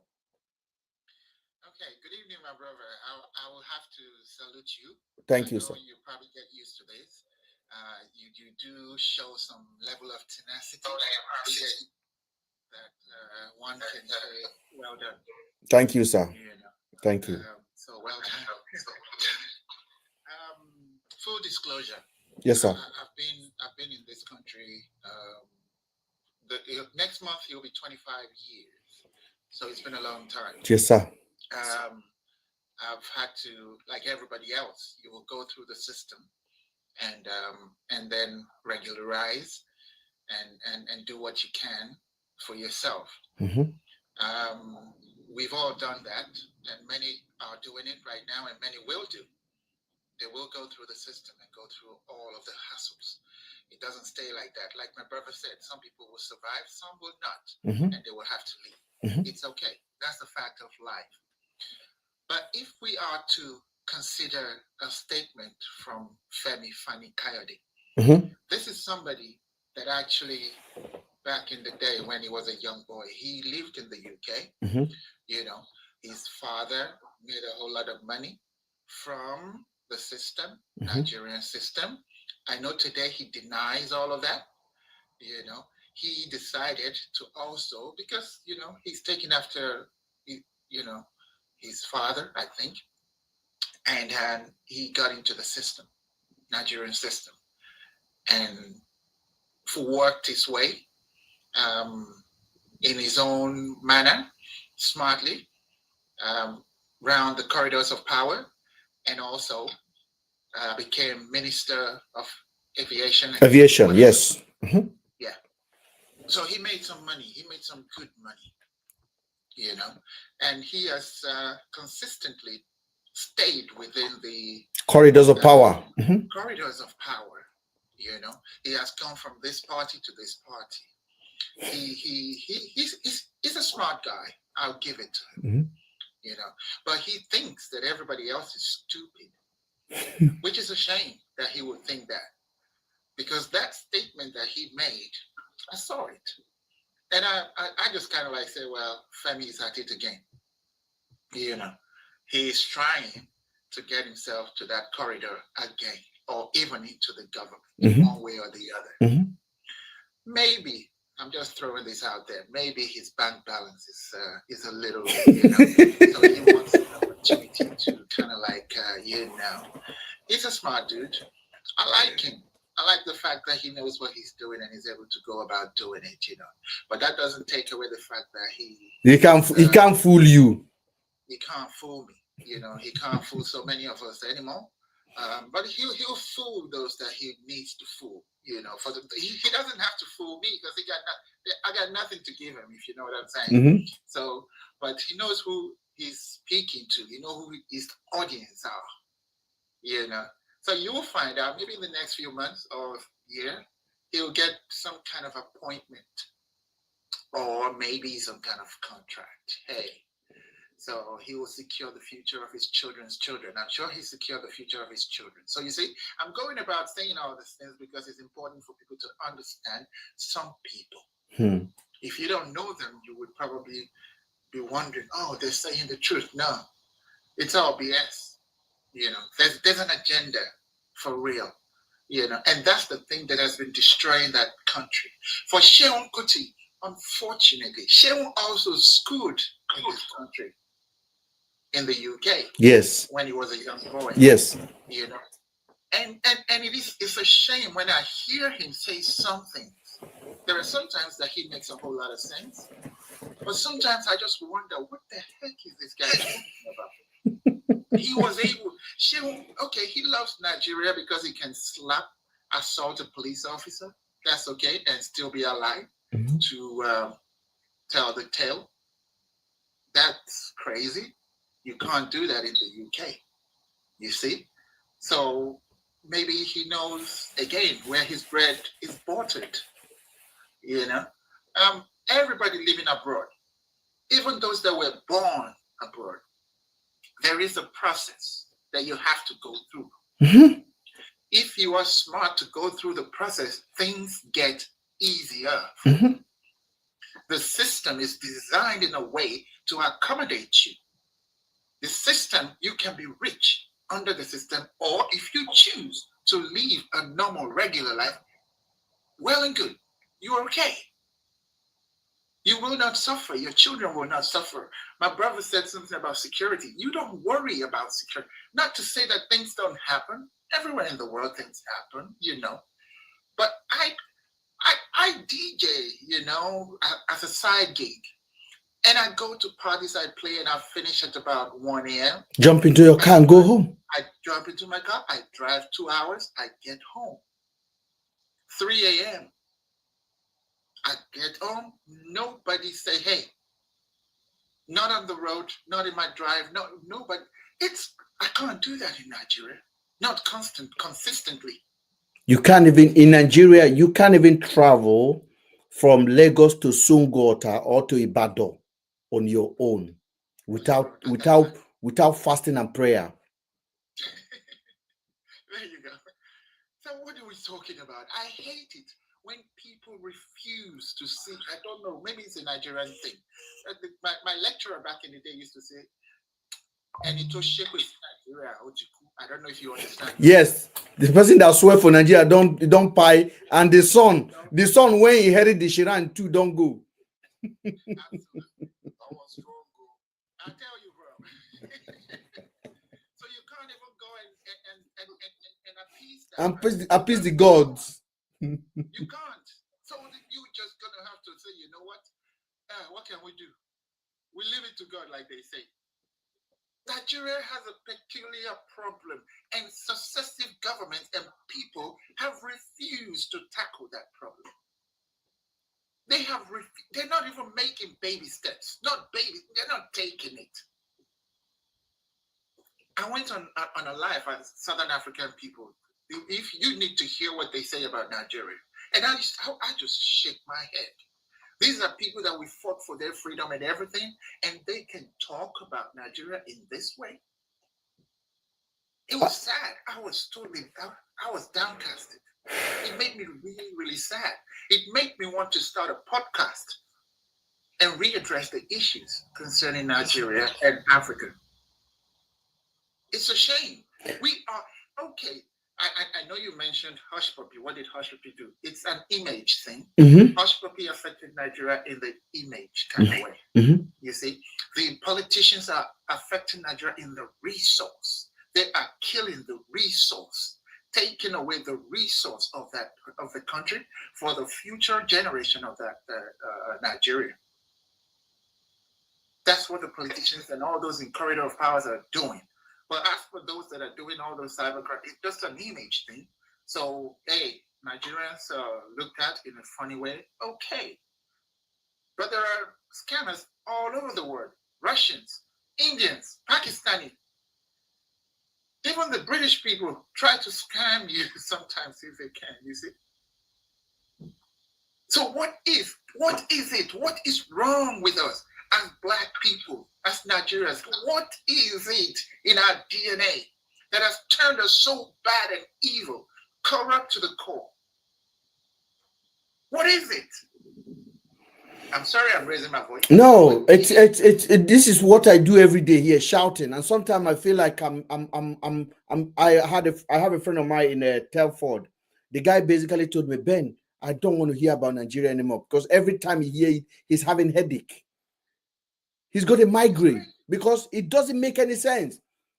I said, day before yesterday, we have a video here of the IG of police sitting in the Senate to present the budget, okay? And they share all the memo for all the senators. And when he began to read, he was reading a different budget. And two senators say, no, this is not what we have. Where are these stations you say you open? Where are the money? And the Senate committee chairman said those two senators must not talk. They asked them to leave the chamber. And the man was reading. Okay, hold on. Sorry, I need to play it because we have to get our people awakening. If we don't do it, I don't know who is going to do it for us. Hold on. Very, very important. Our people. I got it. Because every time I see it, I download it, I keep it for posterity. Yes, because if I don't do it, nobody will do it. I download it. I keep it for posterity. The police chief was being asked a question. Defend your budget. Billions and billions. I got it. Mr. Chairman, Mark Eset is my name from Akwa Ibom State. Okay, point over that, Mr. Chairman.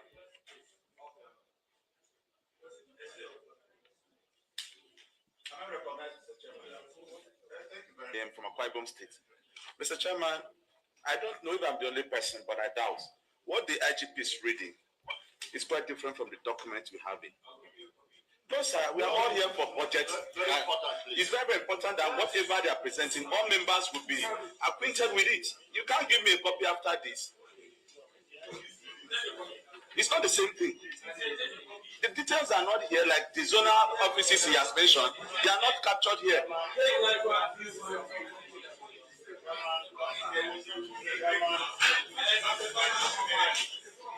Point of order, Mr. Chairman. Point of order, Mr. Chairman.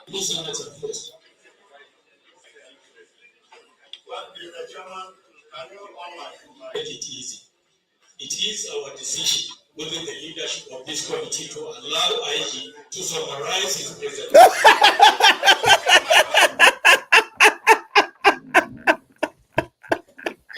Did you hear that? Yeah. Right. How do you explain this? That's the Nigerian factor, isn't it? It is our decision that we are caught red-handed. So the memo they supply to the senators, the one the IG is reading from, is completely different.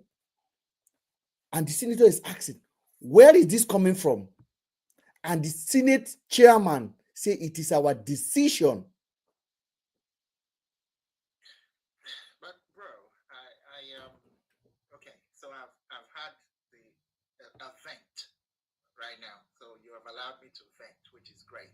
And I could continue venting for real. There's so much, And for those of us that are frequent travelers to Nigeria, we have a whole lot of stories, plenty, which is a shame. But I don't know if there is a solution or if there can be a solution. It would be nice if sometimes we can prefer these solutions or ideas. We might not know who might be listening, if at all they listen. Hold on a second. DJ, hold on. Let me hold on there because I got a solution that I will apply, but I will let everybody talk. Ezemoni, go ahead, please.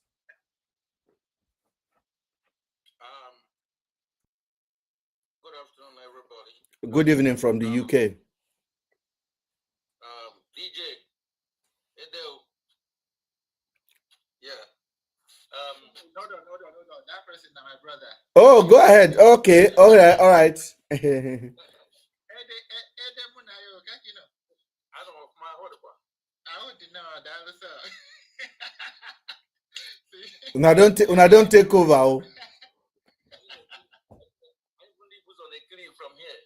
Yeah, thank you. These are my fans and my brother as well. KSID snake now.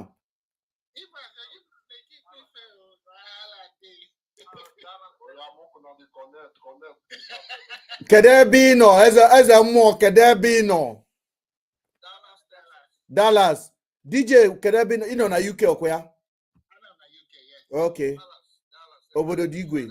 All right, go ahead. Let's speak English so that the rest of us can hear you. Thank you. Anyway, thank you all for all the conversation. What I understand here is we need to find a common solution to solve this problem. Everything I'm hearing here is always talking about people that are there, what they're doing. You see, the problem is, this problem has started for a very long time, from the day of independence to today. And then when these people goes out of this office, it's still going to be the same thing. That tells me that this place, Nigeria, I'm sorry to say, is a cursed place. Every one of us, everyone, including me, you, everybody is wrong. Everybody does something wrong. This is a place where you see parents, husband and wife, will sell their houses, not one, two houses, to sponsor a daughter that's going to Italy to do prostitution. And they know it. What do you expect? This is a country when the so-called Yahoo boy will take your son and cut off his head because he wants money. This is a country where you see a policeman will stop you and enter your car, if not taking your car, kill you and take your money. Where are we going to start from? We have a problem. And that's what I want us to think about. If you have to pray for Nigeria, you have to pray. If you have to do anything, because I don't see any change. So the idea to say because we are in diaspora that I don't want to go back to Nigeria, this one, I think is a wrong statement. Wherever you go, home is the best. Even Nigeria, with the situation in Nigeria, if you still go home tomorrow, you stay happy, you see the difference. People make money in Nigeria like you make money here. Money is everywhere, even in my village. I have my friend here. He came here to study. We were in the same school. The father was sending him school fees from my village, paying school fees here. So money is everywhere when you talk in terms of money. Now, if you go to the media, you go to TikTok, you see Nigerian ladies naked, bringing their breasts out all over the place. What a shame. Not be only Nigeria there for this country. this world. Our own is too much. In every department, every area of Nigeria, I'm really upset. Every area of Nigeria, both young, old, we all are rock.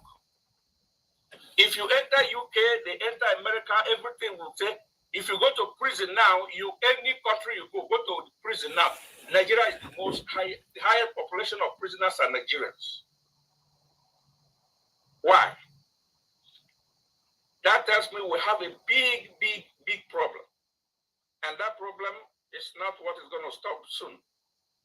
Although things going to get bad before it gets good. But the way it's going, I don't know. But I want to encourage all of us to make sure, don't say you won't go home again, or you don't want to develop your place, or you don't want to do anything. From my place, if you don't build at home and do home, that means you never existed anyways. And wherever you go, when you come back, you lose your home value, or you don't want to do that. When a man when you lose your home value, it's too bad. This is very good of you. Sir, can I ask you a question? Because where you touch now is something that really brings thought to my heart. As you see, I speak Igbo a little bit because I grew up in Igbo land. I'm from Kogi State, but I grew up in East. So, and then I understand the culture. So it's very, very true that an Igbo man must build a house home, no matter where you go. If you like, build a mansion in London.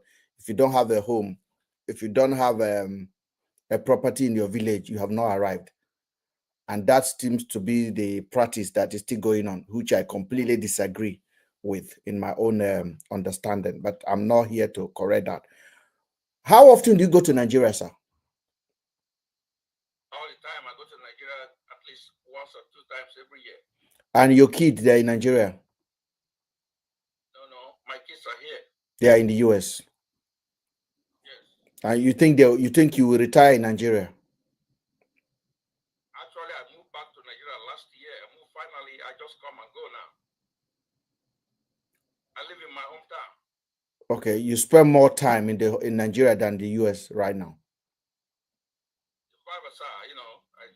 So what do you think? What do you think all of us should be planning to do the same thing? No, I'm not saying everybody should do the same thing, but I'm encouraging us to do like I did. And it's a personal choice. Do you really have faith? You really have faith that if all of us join hands to do it, we will do it?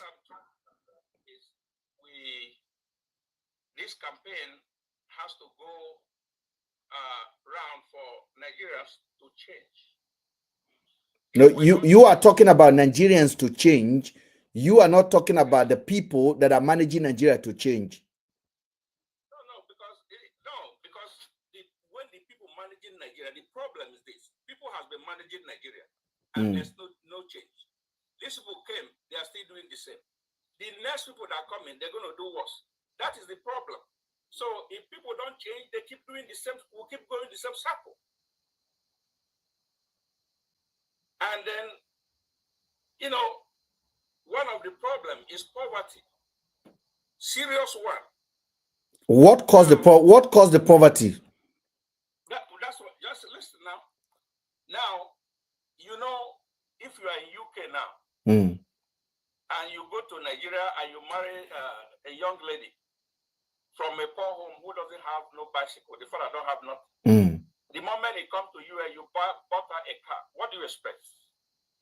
The same thing. These people, even local government chairman, they don't have nothing. Senators, they don't have nothing. Some of them has a law firm, their chamber, they don't get no customer. But they were able to break through to become a senator or whatever they are. Poor rich people, when they get there, they begin to see money. How can you take money they give you to develop your environment and you pocket it? And everybody go to sleep. And the next day we're making noise. So what do you think we can do to them, sir? It's a nightmare because these people go to sleep. Nigeria can only talk. We talk a lot. There's no action in what we say. And that is part of the problem. Can I ask you a question, sir? Because I'm enjoying what you are saying, and I believe other people are hearing. What action do you want us to take to help. That's why I talk about the campaign. What we are doing is a good job, but we have to change the scenario for people to understand that Nigeria will change if the people change.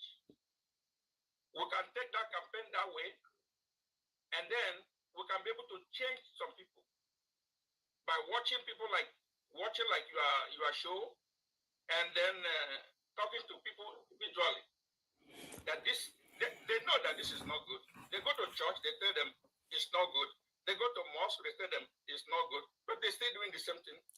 Do you think something is fundamentally wrong with the origin of Nigeria as a state and the people there? You think something is fundamentally wrong? What are the righteous do? The foundation of Nigeria is destroyed, and that is what affecting everybody. And if we don't change it, even some people believe that because the people who gave us independence is the reason why we are suffering. Is that true? That is not true. I don't believe that. Because you have everything.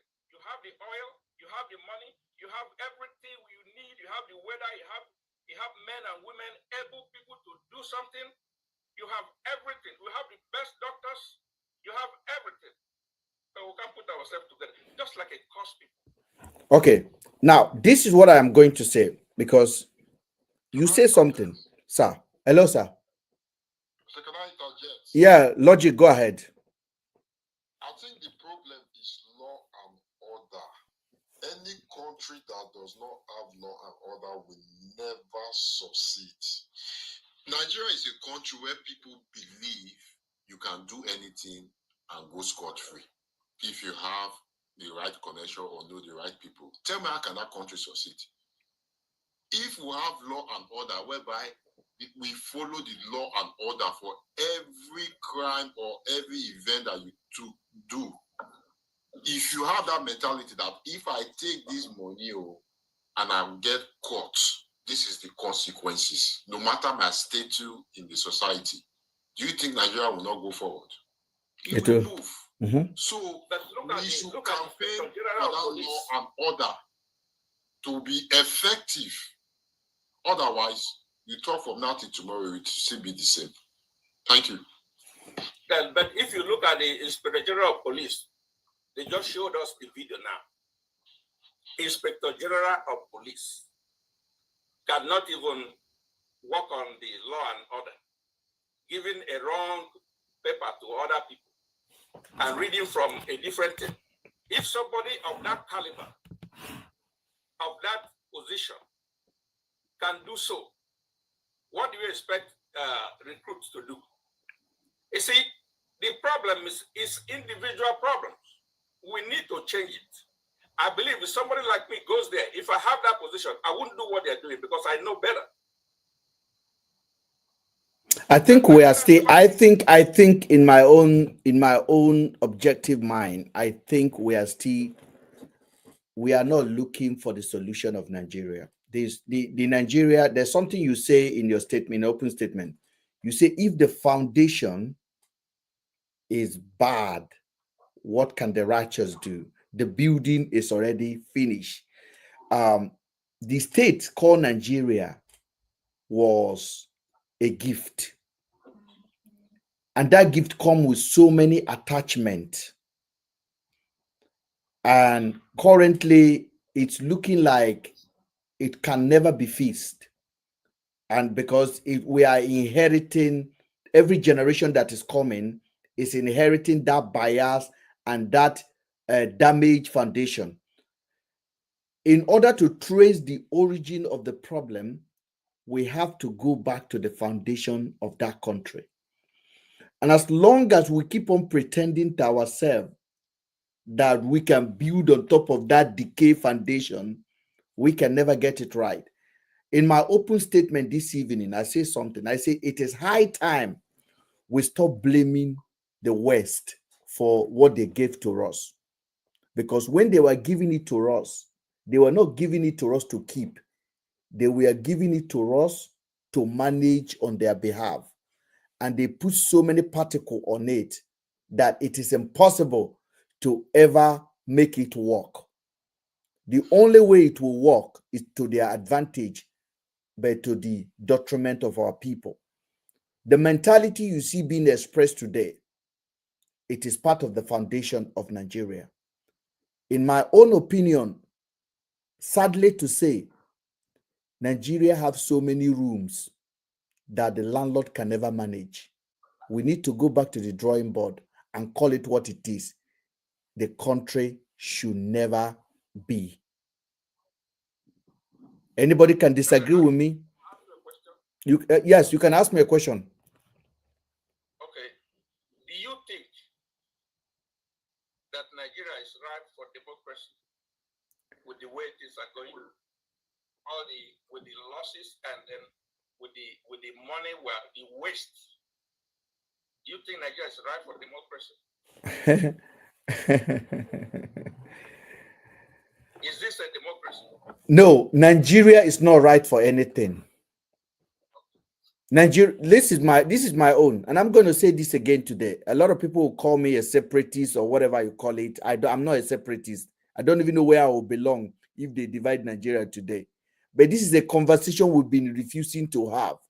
And in 100 years, our children will have this conversation. Every one of us listening to this conversation today, in 70 years, we might not be here. Okay, there will be a new generation. But this is what I will say to anybody that cared to listen. Nigeria was a package that was gifted to Nigerians to manage on behalf of some other entity. But we are wise up now. The autonomy of Nigeria has to be the problem. That country must be divided. It is a reality that we are refusing to have a conversation on. Hello, Mr. Ben. Yes, sir. I don't believe that can solve our problem. Sir, I don't believe it, but I don't see any other solution than that. It's not even a solution that will manage it. No, it cannot. Sorry to say. It will not. Okay. I don't believe that. I leave it that way, but we will see. Me and you may not be here in 100 years, but we will see the same thing. Go ahead, sir, Mr. Weld. Yeah. Good evening, brothers. I want to ask a very sincere questions. I think we have other people in the live, and we have other 4 people at the 5 live, myself 5. Now, this question goes to all of you here now. What can you yourself sacrifice to make Nigeria better today? Each of you give me your solution. Can I start? Can I go? Yes, sir. Absolutely nothing. Nothing. I cannot sacrifice anything because Nigeria has not sacrificed anything for me. I have done so much to promote Nigeria, promote my culture, teach people how to behave, but it's falling on deaf ears. I have tried in my own little way, in my own little platform, to actually teach behaviors, starting from the foundation, which is the home, families, and everything is falling on deaf ears. I have spoken against religion, spoken against all manner of. Nothing is sticking. Now I should sacrifice something? Sacrifice? No way, man. I'll stop. All right, the last person. We have 4 here now. The next person, please. Mr. Logic, what can you sacrifice? What can you sacrifice for Nigeria to work?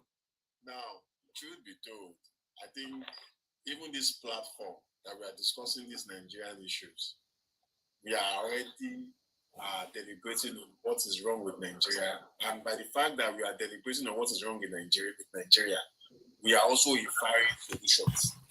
Yes. I cannot say I want to go back to Nigeria and fight, sweat, and everything. What I can do is, in fact, do you know that as of December last year, Nigeria recorded a very good income from those that went to Nigeria to 30 December. The power of diaspora. Thank you very much. When Nigerians were facing real to, I mean, when poverty was very next to everybody's neck, we in diaspora, we know what we did. You personally, I know those I gave money to assist that, okay, take this small money, you just go with it. I have families still living in Nigeria, and I can tell you that I have mouth I'm feeding that I wouldn't be able to feed if I was also living in Nigeria. Do you understand? So, indirectly, those in diaspora are contributing to the economy of Nigeria because we send in money, even in pounds, in US dollars, we contribute to the economy of Nigeria. And let me tell you, fact be told, majority of us don't plan to live and die in this place. Some of us might still want to go back home to rest. And we will take all the knowledge we've learned here back home and develop wherever our small surrounding that we have. So we are still contributing. If you see any economists and discuss with you, they will tell you what the diasporas are doing by bringing in income. All those your forex thing you are seeing in Nigeria, where do you think the money is coming from? It's from Nigerians living in the diaspora. But if you're expecting me to come and sacrifice my life to save Nigeria, okay, you said you cannot sacrifice your life to save your brother now. So, thank you. Okay. The last speaker. I want to. Can I say something? Yes. No. Somebody want to say something. Yes, sir. It's me. Okay, go ahead, sir. As the last speaker said, sending money to Nigeria to family, that is not helping us for any way. You are not even helping them. You just kill them more. Like I said, I moved to Nigeria from the United States. I live in Nigeria. I travel, I come here. The problem, and I made my research. Our people, I don't know if I can call it laziness or they make too much guy. Let me put it that way. You understand what I'm saying? They don't want to work. Oga, I disagree with that. I'm not going to allow you to go into that, please. Oga. That is not. I don't like when they patronize the people in Nigeria that they are lazy, they don't want to work. This is completely contradictory to what I stand for. Can I finish? Yes. Okay. Anything you do in Nigeria, any kind of business that you do in Nigeria, you must do well. If you put your effort that you put in here, that's what I mean. The effort you put in here for this business we are doing, and the effort all of you in diaspora put to go to, you go to work by 9 o'clock, you finish by 10, and you must be there by that. If you put that effort in any small business you do in Nigeria, my brother, you will be okay. Okay. The problem. I stop you there. I want to stop you there because I really disagree with you. I disagree. I love you, my brother, but I disagree. Effort, no effort. We don't have a policy. We don't have a law. A nation that have no law have no chance to exist. Let me tell you something. No, it's the law. It's the law that make those people not to have a job.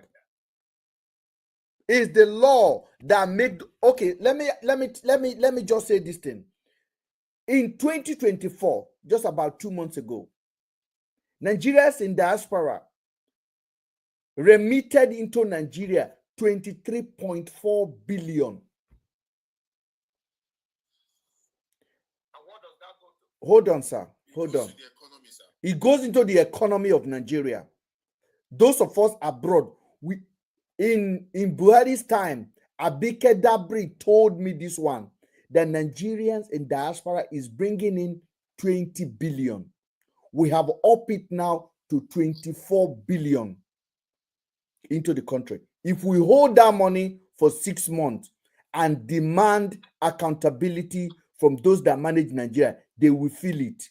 So what Fani Kayode say today is part of the propaganda for you to keep giving to Nigeria. People don't understand it. It is part of the propaganda for those of us to keep believing in Nigeria. I want to show you something because I like to come with fact because I do my research. And I want you to listen to those people that is giving to Nigeria, like you, sir, my brother in America. Can you mute yourself, please?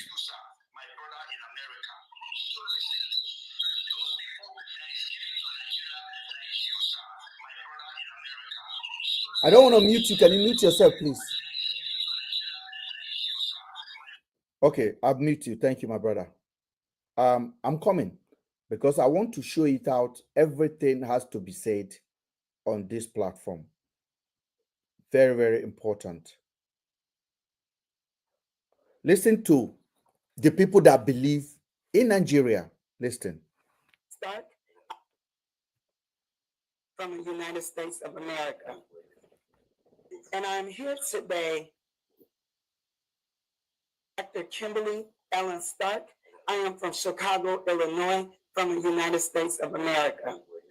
And I'm here today on the grounds of that everything that I've worked so hard for, even from America to Nigeria. And as I love this country and I fell in love with this country, I chose to invest here. And as I saw today, before there were gates, as you can see behind us, now as I come here today, I can see most of my dream and so many of our investments crumbled and shattered.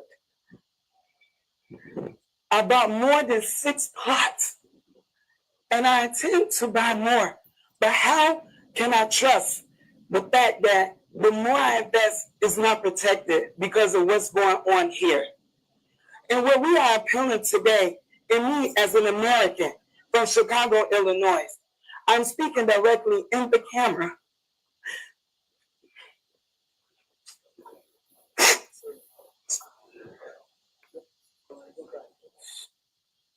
These are the people that bring their money to Nigeria.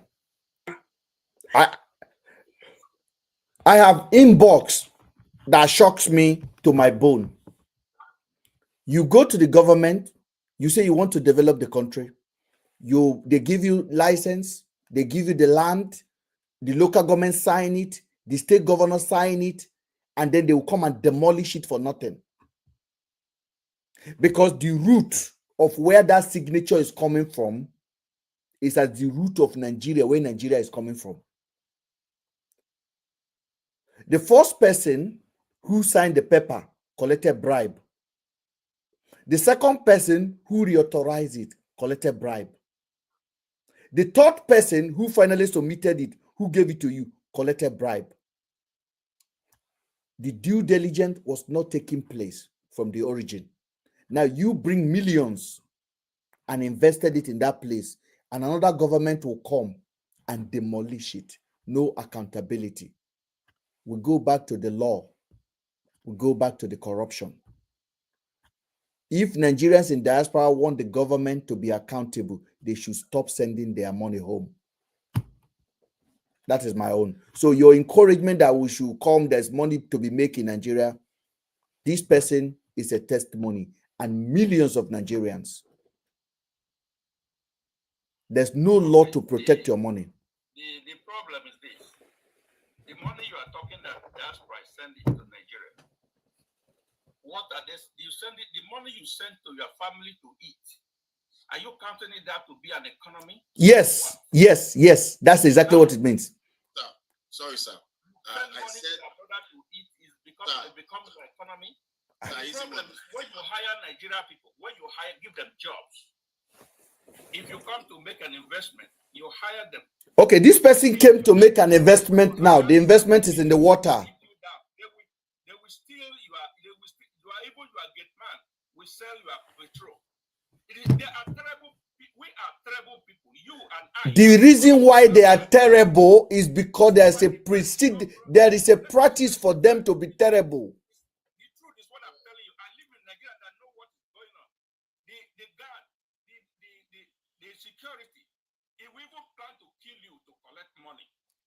you employ. We are saying the same thing, sir. You get money there, you employ people to pay them salary. They will, before you know, they will sell everything and put the money in your pocket, in their pocket. Oga, why do you think they are selling it? Let's keep the fact. The truth is that we are bad people. We have to tell these people to change. We have to make that campaign for people to change. Otherwise, we are wasting our time talking. Oh, excuse me, sir. Let me allow somebody else to talk. Let me not take. Adi, go ahead, sir. Thank you very much, sir. Now, what I was saying is, I mentioned several things we in diaspora are doing, but unfortunately, he only held on to what I said just to add to the point I was making. The main suggestion,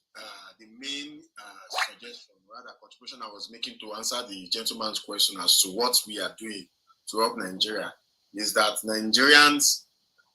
I used an example of what happened in December. There was a study that shows that the money that Nigerians made for 30 December is enough to create some kind of tourist attraction. Nigerians contribute to the economy in Nigeria by various means, inclusive of foreign exchange. Now, the other part I added that sending money to your parents was just an addendum.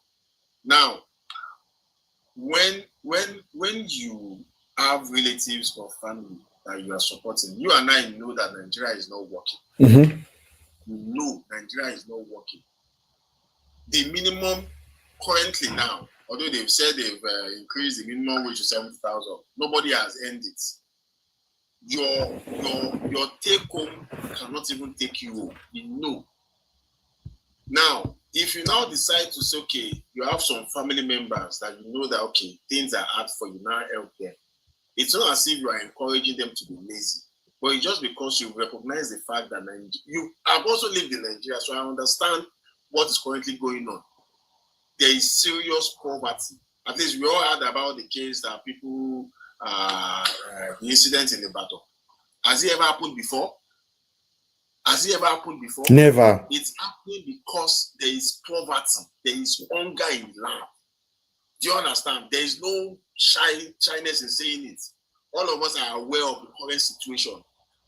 Nigeria is in serious poverty situation. Everyone is hungry. So if God has blessed you that you're in a place where you can send a few naira that will not affect you to at least feed someone to have something in the stomach, it's not as if you are encouraging laziness. You are just assisting them because we all know that Nigeria is in a very bad situation now. Now, we are also, even as I've mentioned, even this platform that we are all here for like 1 hour, 2 hours, how many Nigerians can afford to be on TikTok for 2-3 hours? Do you know how much it costs to buy a data, MTN? You understand? We are here because we are in diaspora. We know that all these things are easily affordable. And we are discussing how we can make Nigeria a good place. Even this platform is an avenue to change Nigeria. This is what we are contributing to our country. I could as well just say I've left Nigeria. What's the point I'm discussing about Nigeria? I'm not in Nigeria, so why am I bothered about or concerned about what is going on in Nigeria? But it's the Nigerian in me, the nationality of me praying and wishing Nigeria becomes a good place, that gave me the interest to join this platform and discuss about Nigeria. Do you understand? Like me being out of Nigeria, I should just say, okay, you're discussing about Nigeria. It's not my business. Let me just go do something else. But because I still have that interest of Nigeria to be a good place, that is why I'm on this platform, discussing Nigerians' problem and also discussing what can be done to solve the problem.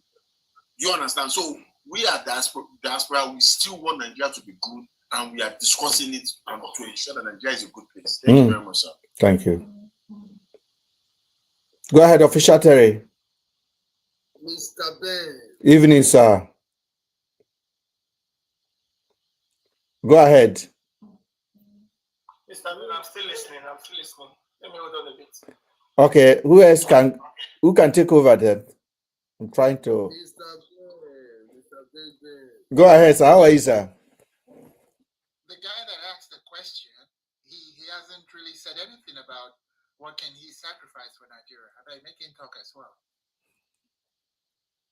Wealthy. Okay, Guyana for Nigeria, but for Nigeria, there's only for Ghana. When you go speaking in English, you go man language. Let's speak our people. I've been here for like over 30 minutes listening to you guys conversation.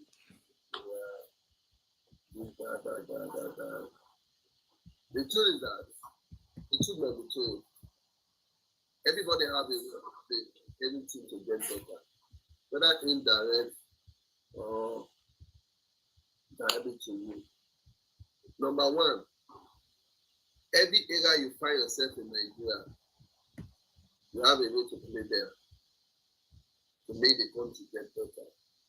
Now, if you are talking about America or whatever you are, that country you are staying, I don't know whether you say in America now.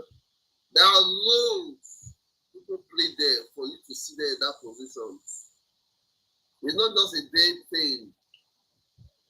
It's not just a day thing. It's something we need to get better. It's not just a day thing. It has to be consistently generating energy from even from a childbirth. When you born your pikin, immediately your pikin start to understand what you start to negotiate mindset of this is what you will do for this country to get better. This is what you must do. Not that maybe the corruption or all those parts, the thing that you know you can make it get better. That's what you can contribute and be telling your children. Now let me tell you this. We have the ability to change Nigeria. The only problem we have here,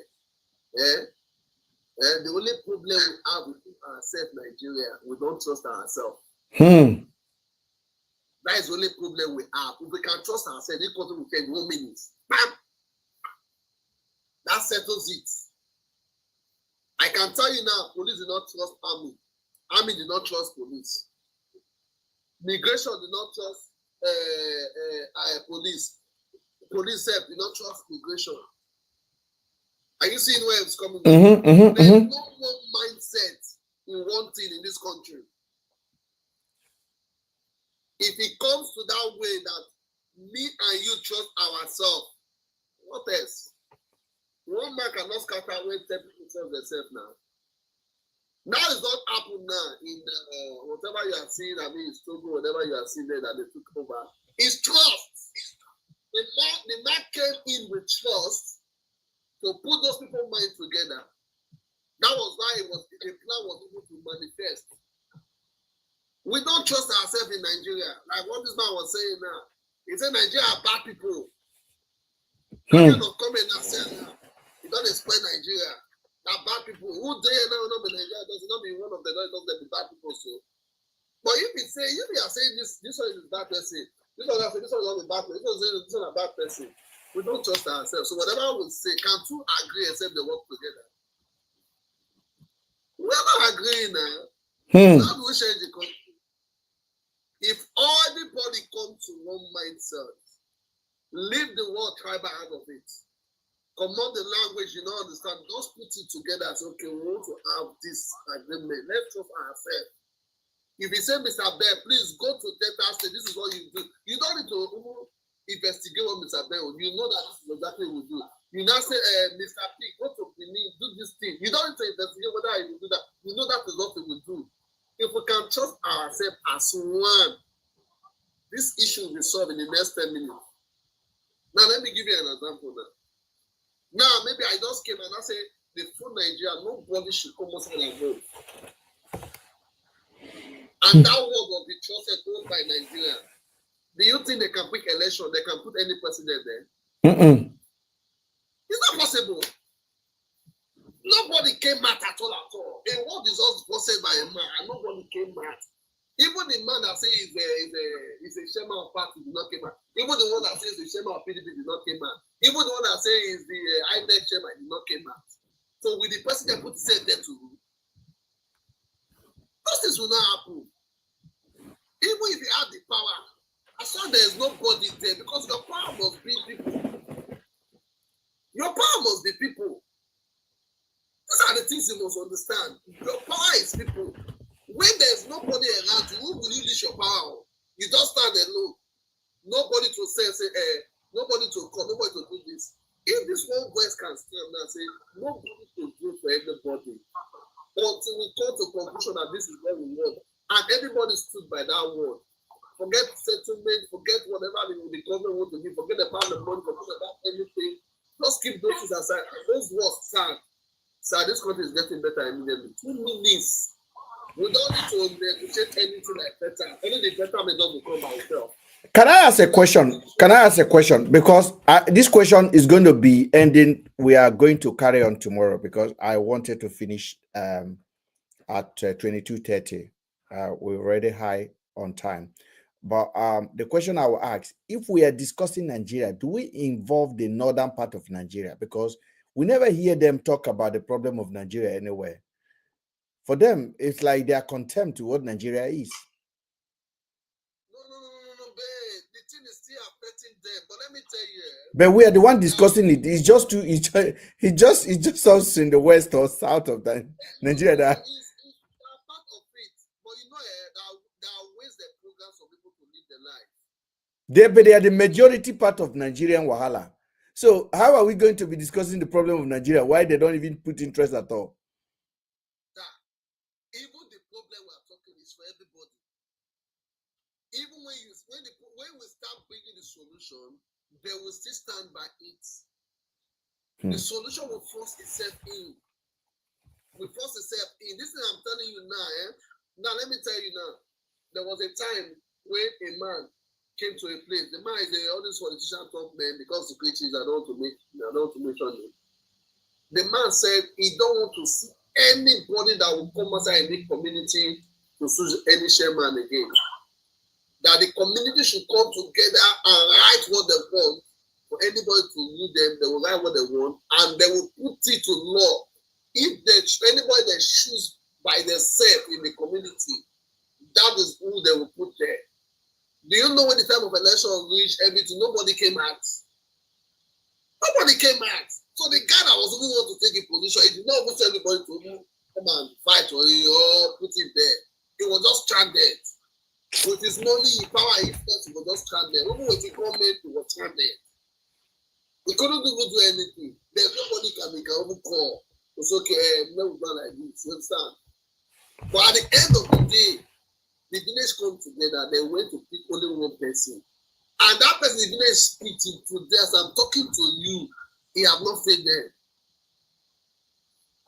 What? He doesn't do anything without informing them. There must be agreement within the community. Not that the chief will say this or the king will say this. No. They will come to a place where the community will say, this is what we want. They will not say, do you want this one? They will say, yes, this is what we want. Let's take it step by step. And together better. Well, bros, you haven't really answered your question about whether or not you can sacrifice anything for Nigeria. Okay, now let me tell you what I can sacrifice for Nigeria, me, myself. The first thing I can sacrifice for Nigeria, as I'm talking to you, I want to sacrifice what we call honesty to people. We are not being honest for ourselves. I will start to be honest. I will be honest in what I do to anybody in Nigeria. If a business came in or anything came in, I have to be honest with it. We are not honest. I'm a little confused. No, as I'm talking to you. I think No, that's not what he's talking about. Yeah, I think I'm a little confused. So, Mr. Well, what we are saying is that what you are sacrificing, you say you want to sacrifice honesty. Like, I think what I've learned out of this conversation this evening, this is the first time I am going to tell you guys the DJS and Mr. Zimon. Thank you so much for joining. The wisdom you guys share here tonight. I like to disagree to agree. There's one thing that we agree this evening is that many of us that left the country, we didn't leave the country only because of food. A lot of us left the country because of our children, because of tomorrow. And we can say now that we have given a better life to our kid than we would have done in Nigeria. there are people we look up to in Nigeria, the rich people, the billionaires. The kind of life that we're giving to our children today here is the same life they are giving to their children in Nigeria. And some of the things that our kids are affording here is the same thing their kids are affording. But the difference between us is that we didn't steal from the government. We hustle our way. Nigeria have not given a level playing field for anyone. The corruption in Nigeria, the testimony of my brother on top of the page that said, I left the country because of one particular experience. I could have stayed. And I can echo that to so many people, the reason people left. And the reason people are still leaving the country today. So we talk about love, we talk about honesty. All of this will be thrown into toilet if there's no institution of law. And it has to come from the above. I have just shown you guys the example of the police chief. That is the chief of law in Nigeria. That literally came to the Senate House with a wrong information. And the senators who's supposed to supervise this man ask him question, say we allow him to pass, to speak anything he wants. And the two senators who is like me and you speak up and say, no, what you are presenting is wrong from what we have on our hand. Where are these stations you say you open? And they shut that man down. For me, Nigeria is a throwaway. If you have a family in America, raise your kid, train them, give them the best of your ability. Don't let them hope on Nigeria. That's my own. Because I don't believe the house I build in my village, my kid will ever see, will ever even live in it. They will not live in it. They advance. Otedola is a billionaire. The children are in the UK here. They don't think about the house in America, in Nigeria. They're not going to inherit that house. They will be here. Their children will be here. Please, let's not get confused. Nigeria will not be fixed easily. Because what fixes a country is rule of law. No one individual will misbehave if there's a rule of law from the hierarchy.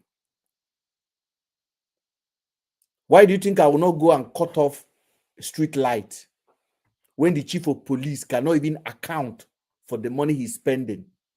He's encouraging everybody to go and steal. Yeah, but that is the person who is talking about rule of law. Everybody to go and steal. Yeah, but that is the person who is talking about rule of law. Hold on, one at a time, one at a time. Somebody interject.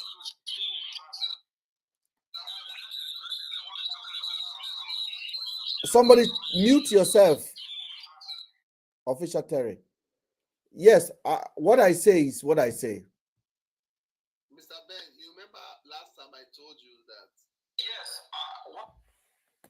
Go ahead, Mr. Word. You remember I told you last time we speak, I think it was 2 weeks back, official Terry was here when I told you about, I say, what can keep Nigeria in check and in a place is a rules of law. And you told me, guys, that the law does not exist, does not work in Nigeria. And I told you that it work, it they work. Not if say not they work. When you go get to your tool, you will not say they work. You say no, people that create the law that they say they break if law they work. You told me that day now. You were telling me that. Yes, I said it. Now you are falling back now to the same law I told you last time. No. Nigeria, that's what Nigeria, that's what they do. No, I'm not saying there's a law. I said there's no rule of law in the land. And I told you that there's a rule of law. The rule of law is oppression. It's different. It's oppression. There's no rule of law. Now, if you say the rule of law is oppression, that way you are now saying that is where the Nigeria will start better for. So, who will now put the rule of law to be get better? No, listen to me. Listen to what I say. Listen to what I say. Listen to what I say. Listen to what I say. Mr. Easymon, you said something about your community, about how untrusted the people that are working for that you employ, people that you employ, they are not reliable. You have somebody in a hotel, you employ somebody to be a reception, and it's quickly short changing people and having a short time to put the money in their pocket. Why do you think those people do these things? Is because let me answer you. Number one, they do it, first of all, they don't have the fear of God. No, Oga, you are wrong. You are wrong. You are wrong. That is not what I'm looking for. The answer I'm looking for. The answer I'm looking for. The answer I'm looking for. No, Oga, the answer I'm looking for is because, Oga, if I can do that in the UK, Oga, I can do that in the UK. Do you know I can do that in the UK? And if you are caught, you go to jail. That's what I'm saying. That's what I'm saying. The rule of law. But if you are caught in Nigeria, you someone will go and bribe the police to bring your. Why would the police collect bribe? Oga, we are talking the same thing. The police bribe on behalf of somebody. You see, the whole thing is jammed together. Yes. Somebody will go and commit armed robbery. Your brother, because you know the judge or the judge from your family, they're going to overturn the case. And you say it's going to be good. You say there's a rule of law. Where is it? I didn't say there's a rule of law. I maintain there is no rule of law. Nobody obeys the law. The law only applies to poor people. It's an oppressive law. There's a statement, I think I have that video on my phone, that your president said Nigeria did not vote for him, that nobody voted for him, that they won the election. Yes, that's what he said. Only that word alone, even you said, don't say there's not of law. A man said Nigeria did not vote for him. Then tell me why people will not steal whatever they want. Let me just be honest to me and you. The truth is that this country to get better, so we go down, not we cry. As in the death, people will die unnecessarily. It's a revolution you are calling. Are we ready for that? That is what we solve. That is what we solve this country. Okay, I will leave that matter for another day. Let me thank.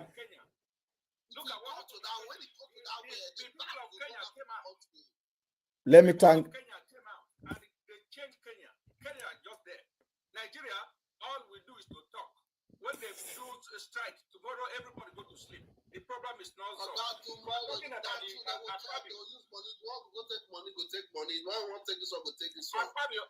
who is the senior president, who stopped the policeman.